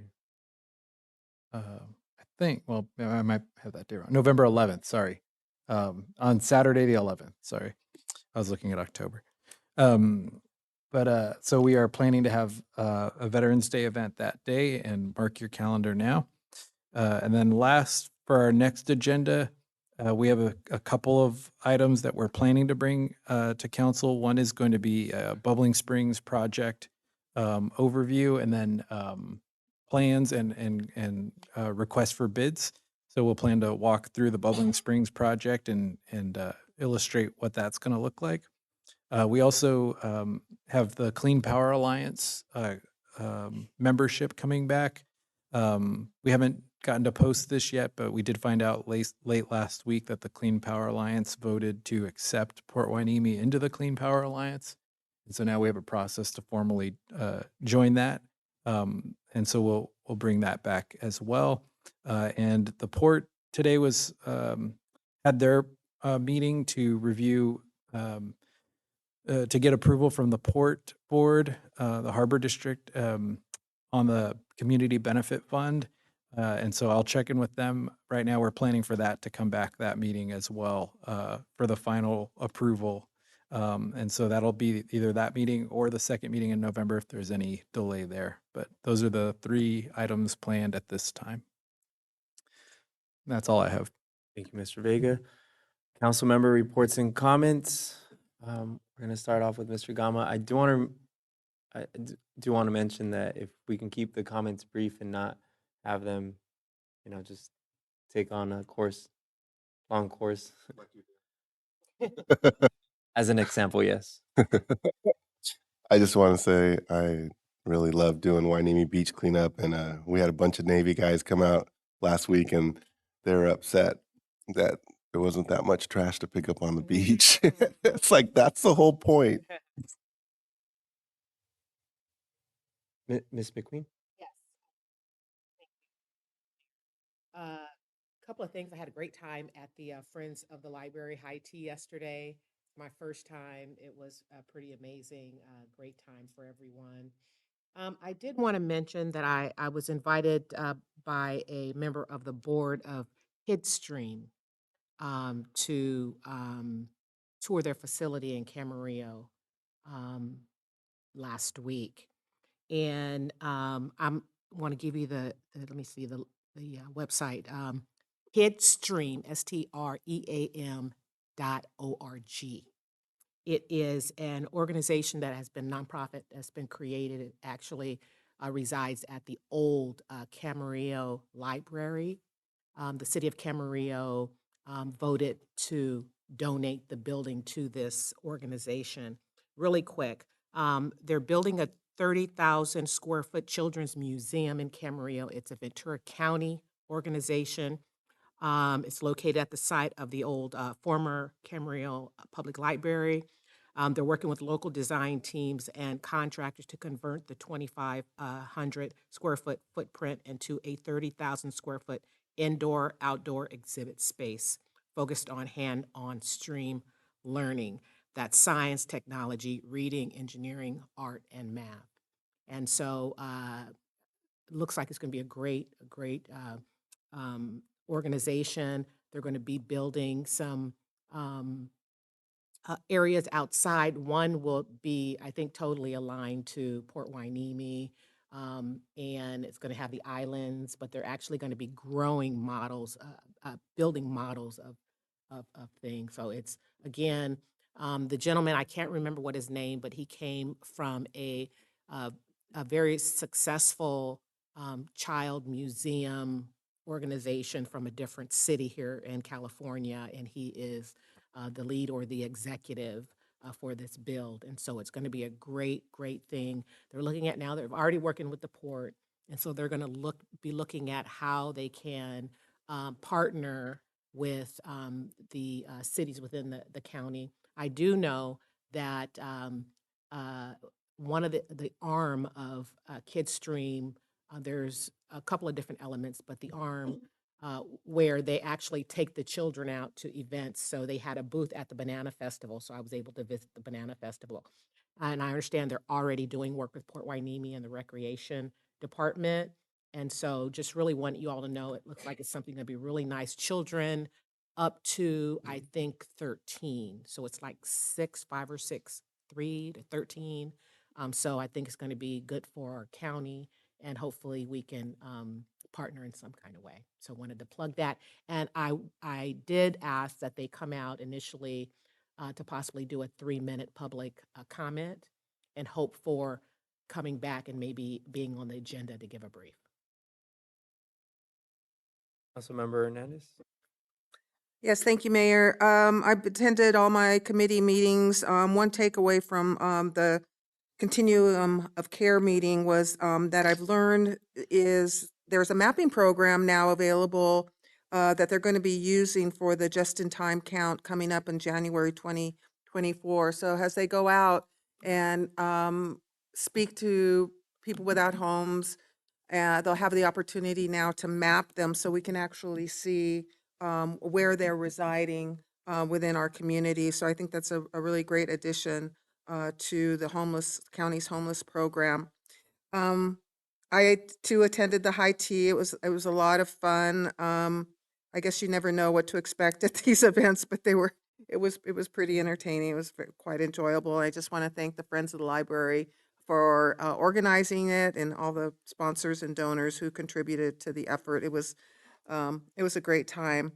I also wanted to let everybody know that I attended the NAACP Awards Banquet, and our fellow colleague here, fellow council member, Councilmember Martha McQueen Lejeune, was awarded the Pioneer Award. I was very happy to be there to support her, and want to offer her my congratulations and share that with the rest of the council, that she represented our city very well. So congratulations to you on that. And that's all I have. Thank you. Mayor Pro Tem. I have just one thing to note. We are moving towards building that relationship with the Navy, and one step closer, we have a date certain to meet with Captain, I'm going to ruin his name, Kimnock. So we have a meeting coming up at the end of October with myself, Mayor Martinez, and City Manager. Unfortunately, though, he will be flying, he won't be able to attend, but I would like to get some bullet points as to what things we can start conversations about, but to building a relationship with the city and growing from there. So I'm happy about that. It's been, I guess, Mayor Martinez and the city manager have been trying to connect with them for over a month or so without success. So I'm glad we got that moving. And that's it for me. Yeah, and I just want to mention the mural committee is moving forward, and the sister city is also moving forward. Sister city is going to Puerto Vallarta at the end of this month, so I'm going to be leaving on the 31st, and I'll be back on the 4th. Let's move on to future agenda requests. I'd like to remind council members that all requested items will require a motion and a second and a majority vote per adopted council policies to be placed on future agenda. Does anyone have any requests for future agenda items? I do now. I'd like to have placed on the agenda the opportunity to discuss your bullet points that you'll be taking to the Navy, so that the council has an opportunity to weigh in on what it is that we're asking of them. So I think at this time we're asking anything because this is just an introduction, but And our meeting's on the 26th. It's next Thursday. this is just an introduction to. Getting dangerous. Okay. I would like the motion. And I just think it can be scheduled maybe after your first meeting. I'll let the city manager decide when the opportunity would be right. But I think if we're going to be moving forward with the Navy, we should have some input to that as a council. Yeah, and I think the idea, I think the officer, I'm not sure if it's officer, commanding officer Kimnock, I think he ended up, Captain Kimnock, ended up responding fairly quickly with a date that was fairly quick. And so the idea is this first meeting is an introduction, and then we can come back with, sort of talking points before making asks, or so we can do that. I think there was a first and a second. All in favor? Aye. Aye. All opposed? Hearing none, motion passes unanimously. I do have one request. I don't think I've done a request for a proclamation, but on February 2nd, they celebrate World Wetlands Day. And seeing as we're very close to Armand Beach, I'd like to make the request for that proclamation. Second? All in favor? Aye. All opposed? Hearing none, motion passes unanimously. Are there any other requests? All right, so the next regular meeting is scheduled for Monday, November 6th, 2023 at 6:30 p.m. The time is now 8:40, and I will adjourn this meeting. Everyone, get home safe.